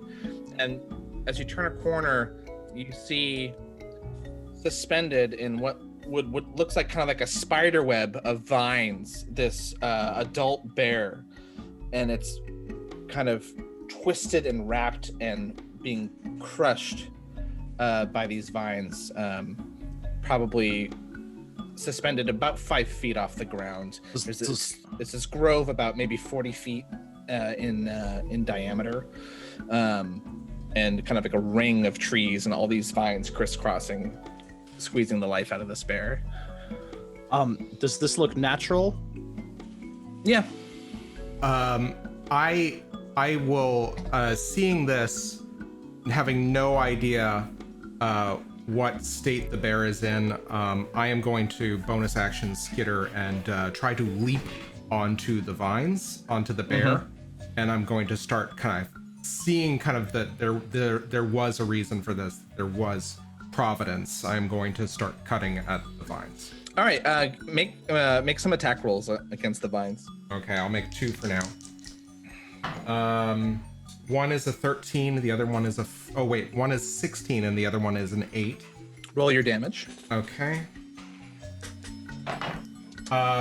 And that is +3, 16 points of damage to one attack. Oh, wow. And you got another one coming? Yeah, that was the first 2 attacks. I'll try a third if you'd like. Yeah, I mean, yeah, go ahead. I mean, this is what you can do in one turn, right? Yeah. In one turn, I would just only land 1 attack. Okay. I need you. So the 2 of the vine. Where are you on this bear's body? Are you on its back, on its head? Probably on its back, wherever, just away from the biting range. Sure. So you start slashing at some vines that are kind of pinning its shoulder and arm, and 2 of them snap, and you can see the shoulder kind of goes loose, and then 2 more vines come up behind you and make a touch attack against you. Make an opposed grapple check for me. Ooh. Oh, so this thing isn't natural. Okay. Okay, so that would be athletics. 10. You are grappled by these vines. Oh, 2 no. of them have come towards you, and the rest of you can see movement at the base and at the from the branches of the trees. And yeah, you are grappled. No need to roll initiative here, but any damage and everything you do would be 1 action's worth, as if you were in combat. I think Hoot, spotting the base of these vines, is going to go in for a talon attack against it. Okay, at the base of the vines. Yeah, trying to get it from like the root, essentially. Sure. 17. That hits. All right. For a math is so great to me. For 10. 10 damage. Mangolin, the vines are squeezing you. Okay. You take 5 bludgeoning damage. Okay, cool. Flake, seeing that, definitely wants to get these vines off Mangolin. Okay. How high up is this? I'm gonna say Mangolin did a very heroic leap. So the bear's feet are 5 feet off the ground. This bear is, a full-size bear, so we'll call it like 10-12 feet off the ground, because Mangolin's on its back. Yeah, I think I might be fat, but I believe I can leap 5 feet and grab. And I have a climb speed. So, yeah, Flake is just gonna scamper over and then jump and then up and then just kind of like at the vines that are going after Mangolin. Okay. I think Aletheia would like to study the vines. Like, can she see a pattern in how they're holding the bear up? Like, is there one that if you cut it will like release more of the bear than the others? Flake, roll your damage. Aletheia. That's a 20. That's a 20 on the first attack and a nat 20 on the second. Yeah, roll your damage. Aletheia, you see that there are, from 3 points, Hoot was attacking one of them. There are 3 points at the base of the trees, so at every 60 degrees or so around this circle, there are some really thick vines that look like they might be the source. Okay. So that's going to be... Go ahead. Yeah, go roll your damage. 16 points of piercing damage on the first, one. Okay. And 5, 11, 13, 21 points of piercing damage on the second one. Okay, not only have you freed Mangolin, but you've also managed to snap a couple of the vines that are holding this bear free, and there aren't enough holding on to it that it can suspend it anymore. So this bear kind of plops forward, and both of its feet are on the ground now, but it's very weak. It's not really moving as it should. Aletheia, go ahead and take an action. Yeah, I'm gonna go to the other point that I identified that maybe has not been addressed yet and try to cut those vines. Okay, make me an attack. Oh. 10. 10 to hit? Yeah. That hits. Perfect. And then I'm going to use my Killer Claw. Let me roll damage. That is 5. All right, 5 damage. You have done some damage to the root of this thing. It has not seemed to affect the rest of the vines. More vines start reaching out towards Hoot and towards Aletheia, and also towards the bear again as it has gone. I need you to make opposed grapple checks, Hoot and Aletheia. What am I rolling? Just I believe it's an athletics Or acrobatics. or acrobatics. Okay. Acrobatics. 19. Nice. And Hoot. I just out of curiosity, I have something as an owl called Flyby. I don't provoke. It's specifically I don't provoke opportunity attacks when I fly out of an enemy's reach, but ostensibly I'm still in flight.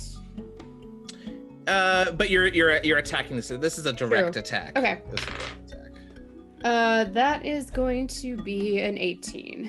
You both manage to get out of the way as these vines seem to be moving, fast for plants, but slower than animals. And you get out of the way.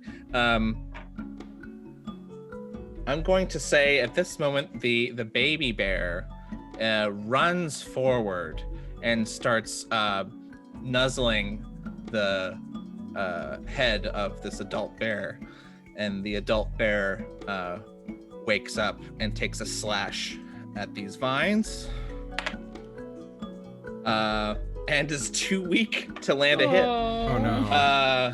And we'll go back to Mangolin.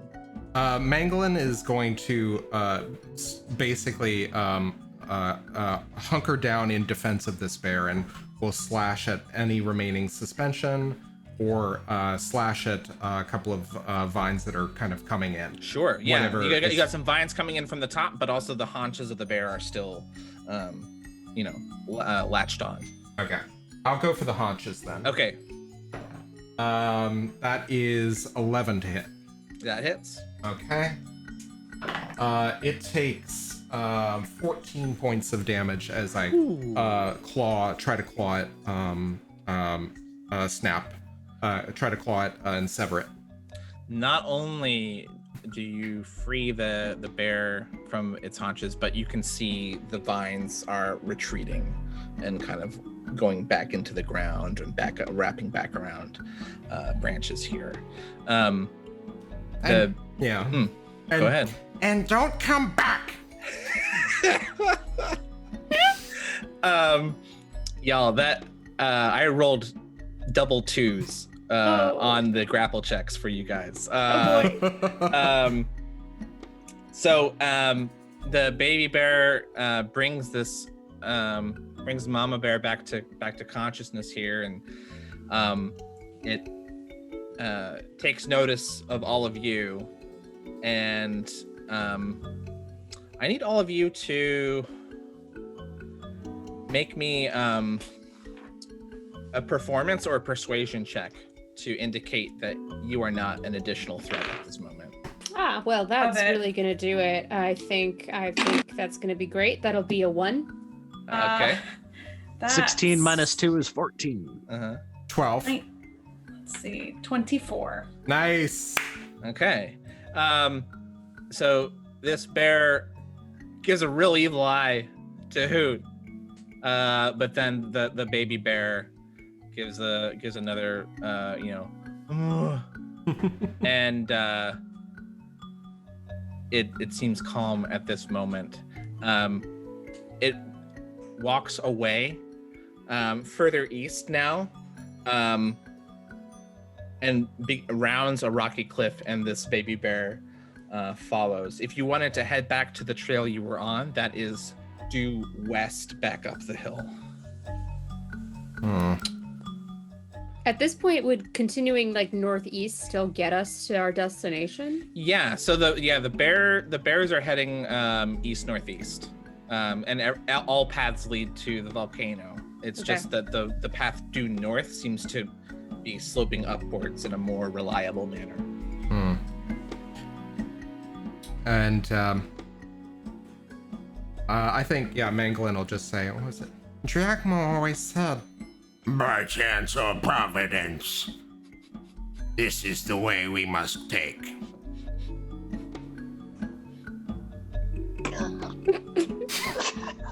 Providence.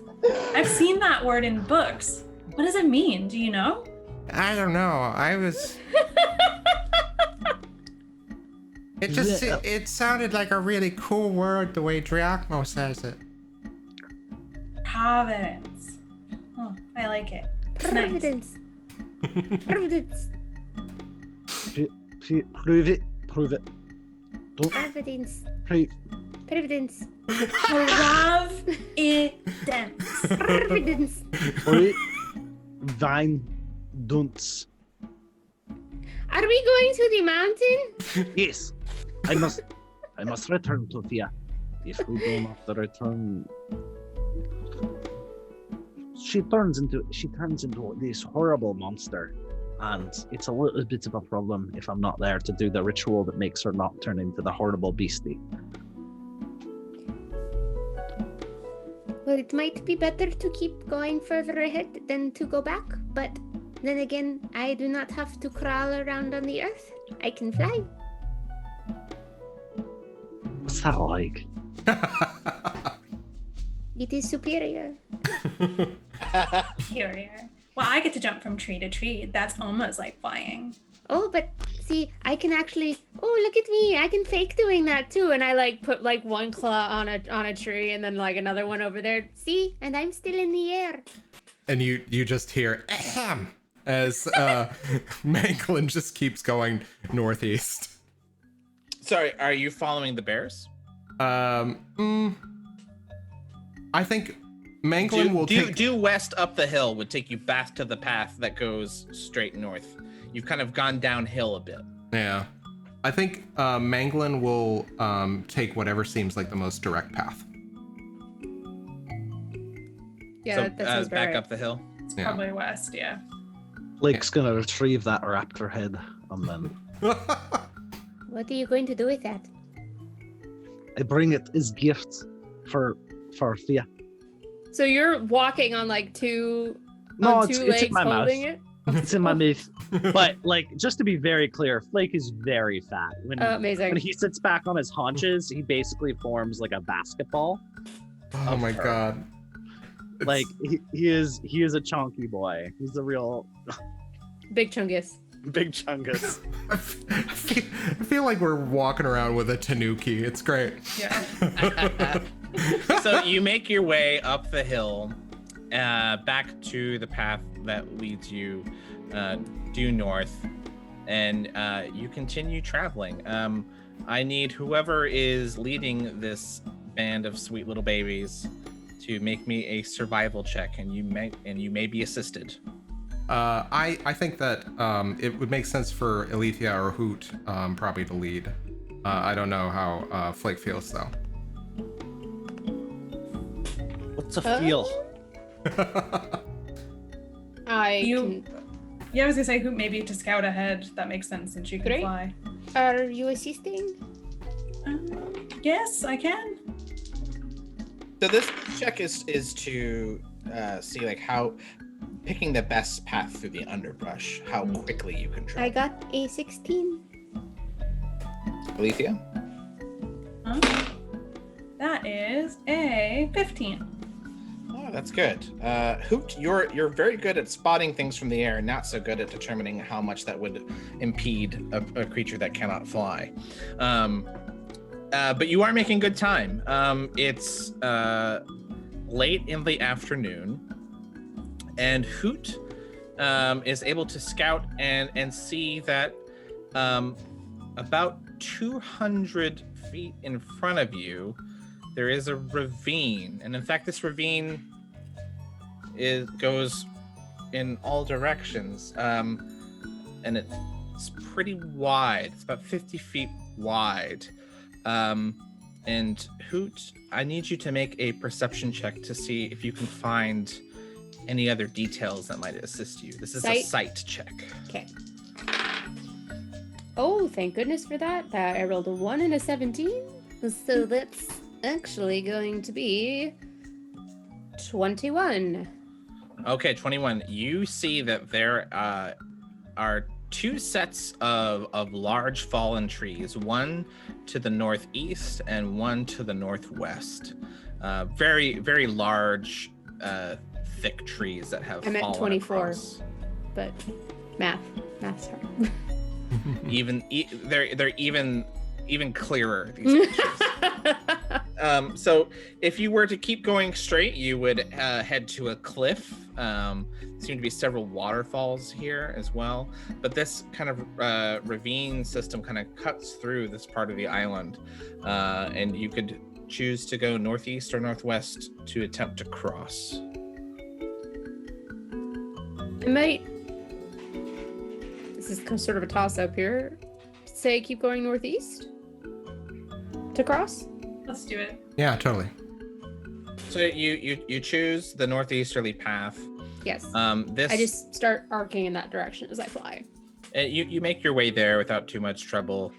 The wildlife here is, active, but leaving you alone. It knows. And you see that there are this tree has roots that are still sticking into your side of the cliff. Lots of mossy, ferny growth draping across the side of this, and the branch end, the top end of this tree, looked like it fell decades ago. Is on the other side and has kind of grown into this area where there's lots of bushes and vines and things growing out of it, and it looks like a very standard path to cross. Probably about 6 feet wide. Look, see? Now those of you that walk can cross a cross. Yeah, go ahead. Nothing important. It looks entirely stable. It looks. Well, if you'd like to do a perception or nature check. No, I don't know about these things. I fly Yes. where I want to go places. I don't. I I just will assume. do. I assume it looks good. I will Perception. do a nature. I have an check. intelligence of -2. Perception. I don't. Now I'm doing Russian again. Ignore me. Of 24. Yeah, I got a Nice. 24 as well. What both of you can see is that this tree has been dead for a long time, and that many things have made their home in this log. So like you have a pretty good idea that it is probably quite hollow in some places, but Is there a shouldn't- porcupine in it? Let me just look up porcupine stats. It doesn't look like it would not support your weight or anything. It's just that it's very alive. Like to sneak across it, old tippy tappy bandit face. Okay. Everyone that goes across this 50-foot long tree needs to make an acrobatics check. Okay. I'm flying, so I think I'm. Hoot, you are eyes in the sky. If we are doing it particularly stealthily, can we apply stealth things? Yes, you may stealth half speed, unless you have abilities that let you move full speed at stealth. No, this is just proficiency in stealth. Okay. So it's a 23 on stealth for Flake and a 15 on acrobatics. Okay, and Flake, I guess you're going to go first, unless you all are planning on going in tandem. This could fit all of you. 6 feet wide, it could fit all of you. I got 6 both for stealth and for athletics, or acrobatics rather. Okay. Are we going simultaneously, or is Flake going first? I can go first. Yeah, I think I would wait.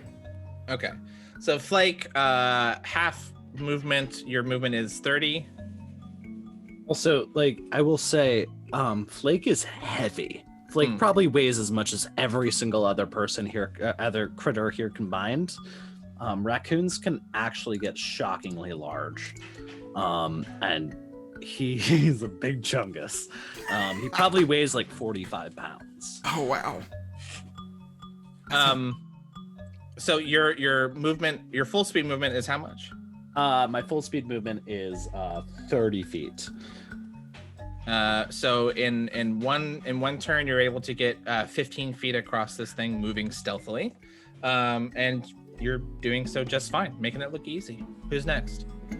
Oh.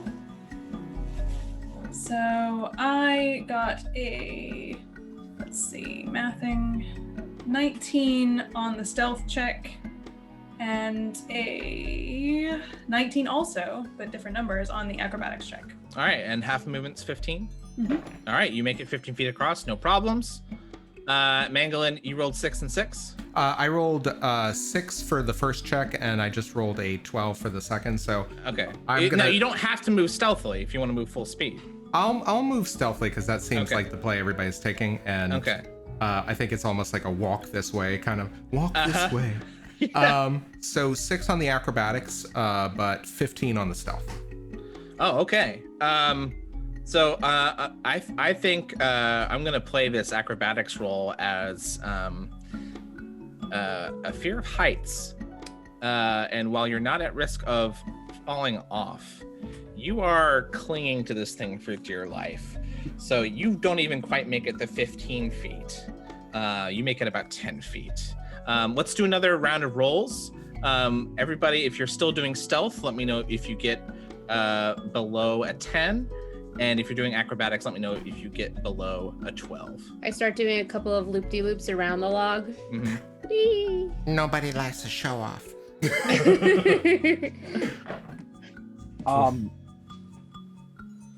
Yep, all good on Flake's front. Yep. So Can't I, relate, yeah. I got a 7 on the on the acrobatics, but a natural 20 on the stealth. All right, slow and steady, my friend. As long as your claws are dug into this tree, you are not falling. So you've made it 20 feet, Mangolin. Everybody else has made it 30 feet. And Hoot is just doing some acrobatics. Give me another round of rolls.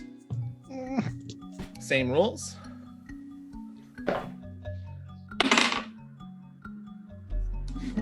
That's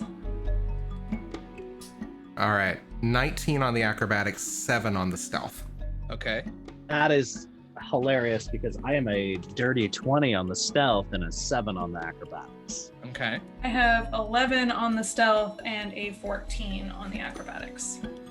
Okay. I'm going to Flake and so Flake, you rolled poorly on the acrobatics. Mm-hmm, All right. That was a 2 plus 5. All Shout right. out to the 2 crew.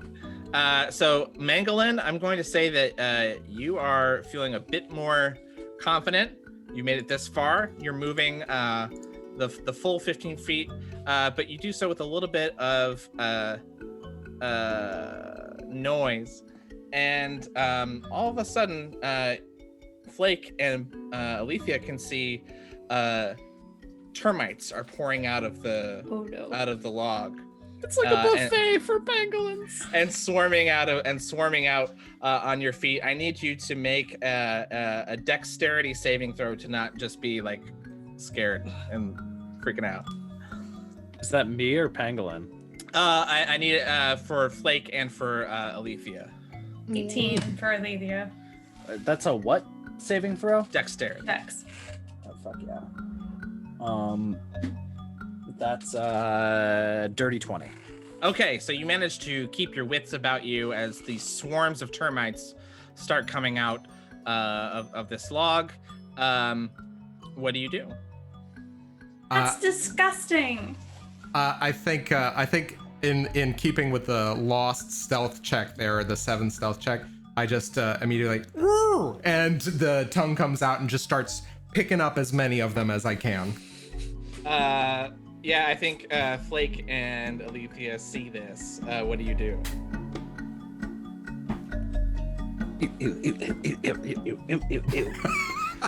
That's what you eat? Uh-huh. God. Ugh. You don't wash them first. Disgusting. Oh, it's nature's spice. Aletheia and Flake, both of you take 2 piercing damage. These things are biting you. Real talk, when I was in Puerto Rico doing storm recovery work after Maria, some of the trees that were infested with termites, and there is nothing worse than being like covered in termites, like 80 feet in the air in a hazard tree. Oh no! Sorry, I'm playing this real life for you. No, it wasn't. They were small. They weren't the bitey ones, but they were disgusting smelling, and there was no way to move without crushing them. And so it's just like you're trying not to throw up, and you have things crawling under your clothes. Oh, So- no, I'm kidding. Aletheia and Flake, you are about. I think you made it another 15 feet, so you're almost at the end of this thing. And Mangolin, you're not quite halfway across this thing. What do you do? I am going to try to catch up. And miss the buffet? I think Aletheia will abandon stealth and now just go for acrobatics to finish it off. Go for it. That's an 18 plus 2. Oh yeah, you do a very cat-like bound and leap and land very gracefully on the other side of it. She's gonna start licking her fur to try to get any residual creepy crawlies off. And I get 18 on my acrobatics. I'm abandoning stealth as yeah. And if I get there in time, I'll just be like, oh, let me help, and then just the tongue comes out for more termites off of Aletheia. I land on the other side and I'm just like, that was easy. The worst. So I rolled a nat 20 on the acrobatics, abandoning stealth. Which is a total of 25. So how do you want to exit this log? I'm trying to picture out how to describe like a fucking, I guess really more of a kickball sized ball of fur, dramatically jumping. I think you just see a leap, and you just see like there's almost a gliding effect as Flake's chub spreads out to the sides, and you just see it. And then a roll, and then like there's a dramatic roll, like 3 rolls in a row.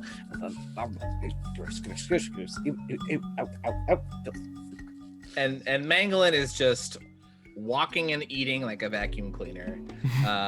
This is probably the most fun meal Mangolin has ever had. You get to the other side of this log, and you look up and see your goal, this mountain which rises, you very far up, and you're wondering exactly how you're going to make it as the afternoon sun beats down on you and the forest lies ahead of you. For a brief moment, a flash of purple-white light emits from the top of this volcano, and you wonder what that means.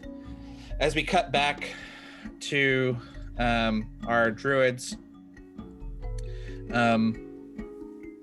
the Aarakocra disciples of Kosa, the I have this in my notes here. Kosa, the god of the jungle titans, Kosa, the god of the jungle titans. The Aarakocra scions have just been sacrificed at this altar of Baki with the strange looking metal tongs, and the creature made of ember and fire breathes deep and licks its lips, splashing flame into the air, and points at the tabaxi that you saw earlier with the lion's mane, and points, "You're next." And the gray-skinned creatures with flaming hair bring him to his feet, and you see tears start streaming down his face. And the creature made of embers says, "No, they're from my couldn't let you suffer. After all, how many people could you watch get sacrificed, knowing that your god no longer exists? And Lephram cries out in pain and sinks to his knees. And this creature brings the tongs to his chest and says, "You're not even worth taking, but I wanted to see you suffer," and shoves the tongs to his chest, and a brief, much briefer flash of purple-white light than you had seen before comes in, and this creature says, "Ah, like an appetizer, like a morsel, delicious." Back where you're tied up, you see the lizard creature, the same one that you saw speak at the meeting that asked where the scions of the primordial gods were. He's leaning in close to you, next to Gabbro and Boudreaux, and says, "Now I know why Nostor sacrificed himself. If we're dead, we can still be reborn. But this is stealing our essence somehow. Something far darker than I thought anyone would attempt." Gabbro and Boudreaux look to you, Driachmo, Polaris, Fe, and Daffodil, and wondering what the next step is. And you see this tall creature made of ember and flame point at two gnomes sitting near you, who both burst into tears, knowing what is to come. And that's where we're going to leave this episode of Hearthward Bound, A Familiar Tale. I'd like to thank my players today. This was so much fun. Let's see, we'll be back here in 2 weeks for episode 3. We're going to conclude this in 4 episodes. So we'll see you. That would be, I'm going to do some week math. That's the 22nd of November. And then our finale, December 6th. Please come back and check that out. I'd like to throw it to my players for any shout outs and plugs, anything like that, starting with Marissa. Yeah, I will plug Hole in the World, which is the game that normally airs during this time slot, but won't be back till 2021. If you haven't seen that, it's our Invisible Sun actual play here on ManaPot Studios, featuring all the faces of this lovely 4-shot here with Hearthward Bound, and all except I think 2, Zach, right, of the back episodes are up on YouTube. So if you haven't heard of it or heard of us, definitely go check that out. It's a ball of fun with surreal twists at every turn. Thank you, Marissa. Does anyone want to go last? Okay, if no one wants to go last, I'm going to throw it to Hopper. Haha, 'tis I, your resident dumpster fire. I'm Hopper. I've been playing Flake and Fe, and you can also find me as well as for the rest of November, another one of my cast members every Tuesday on this channel as part of our show Flights of Fandom, we are currently doing Dragon Age. We're doing a 4-week flight into the Dragon Age universe, Dragon Age Rebellion, where I'm also playing another bad Scottish accent character, a squishy cinnamon bun that does nothing but murder. I don't have a typecast. You know what? Don't at me. I made a character that I wanted to sweep me off my feet and take me away, and I'm proud of her. Thank you. This is my homebrew world, which is kind of wild. It's scary to give your keys to the keys to your, I don't know, 4 years of work to somebody. But Bill is amazing, so shout out to our DM, this is his first time DMing ever. Now it's my second time. It's your second time DMing ever, and you're doing it on a live stream, you crazy bastard. I'm so proud. I'm not sweating.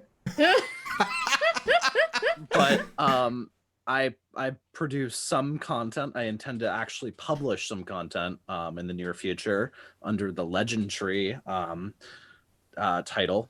And I don't know that brand. Am I brand now? I don't know how it works. I don't know. I'm a trash bag. You're branching out. I'm branching out, planting seeds for the future. Really reaching for the sun here, guys. I can keep going. Good night, everybody. I'm a professional arborist. I will keep doing tree puns until everybody leaves the chat. And with that threat, we'll move on to Marcy. Still me, still Marcy, aka Experimental Madness. This has been a lovely little diversion from everything. It's just a fun, delightful story to play. As Hopper said, I am the other cast member for our Tuesday night romps. I'm also in the Dragon Age flight. It is a really good time, and things will get intense. So do join us on Tuesday at 8 o'clock Eastern Time for more shenaniganry and revolution and who knows what else. I'm light on my shout outs this week, but I look forward to being back here, not this coming Sunday, but next Sunday. Fantasy Animal Vegan says almost time to leave. That, I'll throw it to Zach. Well, first off, shout out to Fantasy Animal Vegan for not only hanging out with us, but thank you so much for throwing us some bits. That was very kind, very appreciative. Thank you. Also wanted to just once again plug everybody's stuff. Dragon Age Rebellion is going to be a lot of fun as it goes on. I know for a fact that I obviously know this for a fact. The DM or the GM of this game is Liza, who is also responsible for the wonderful overlays that you guys see on the stream here. So happy playing my silly little armored lizard / anteater. Feels like a lizard, but it's really an anteater. And I'm looking forward to seeing where this goes. Last thing. If you are in the need of some cool podcast entertainment and you really like either Magic the Gathering, Dungeons and Dragons, or Dungeons and Dragons that's set in the world of Magic the Gathering, specifically Ravnica, you should check out Encounter Party, who are in the middle of their 3rd season and who are probably some of the finest, greatest actual play podcasters working today. So check that out. That's really great. And I think that's pretty much it for me. I'm looking forward to once again catching up on Hole in the World as we upload the rest of our episodes and I start working on podcast stuff. It'll be until it actually becomes real. But yeah, that's it for me. Awesome. Encounter Party, friend of the show. Also shout out another podcast, friend of the show, Party of One. They just celebrated their 5th anniversary and had a 5th anniversary spectacular, which is crazy. We met so many guests. Check that out if you're interested. Please join us 2 weeks from now for episode 3. Can't wait to see you there. Thanks so much for watching and have a great rest of your evening. Bye-bye. Night. Bye guys.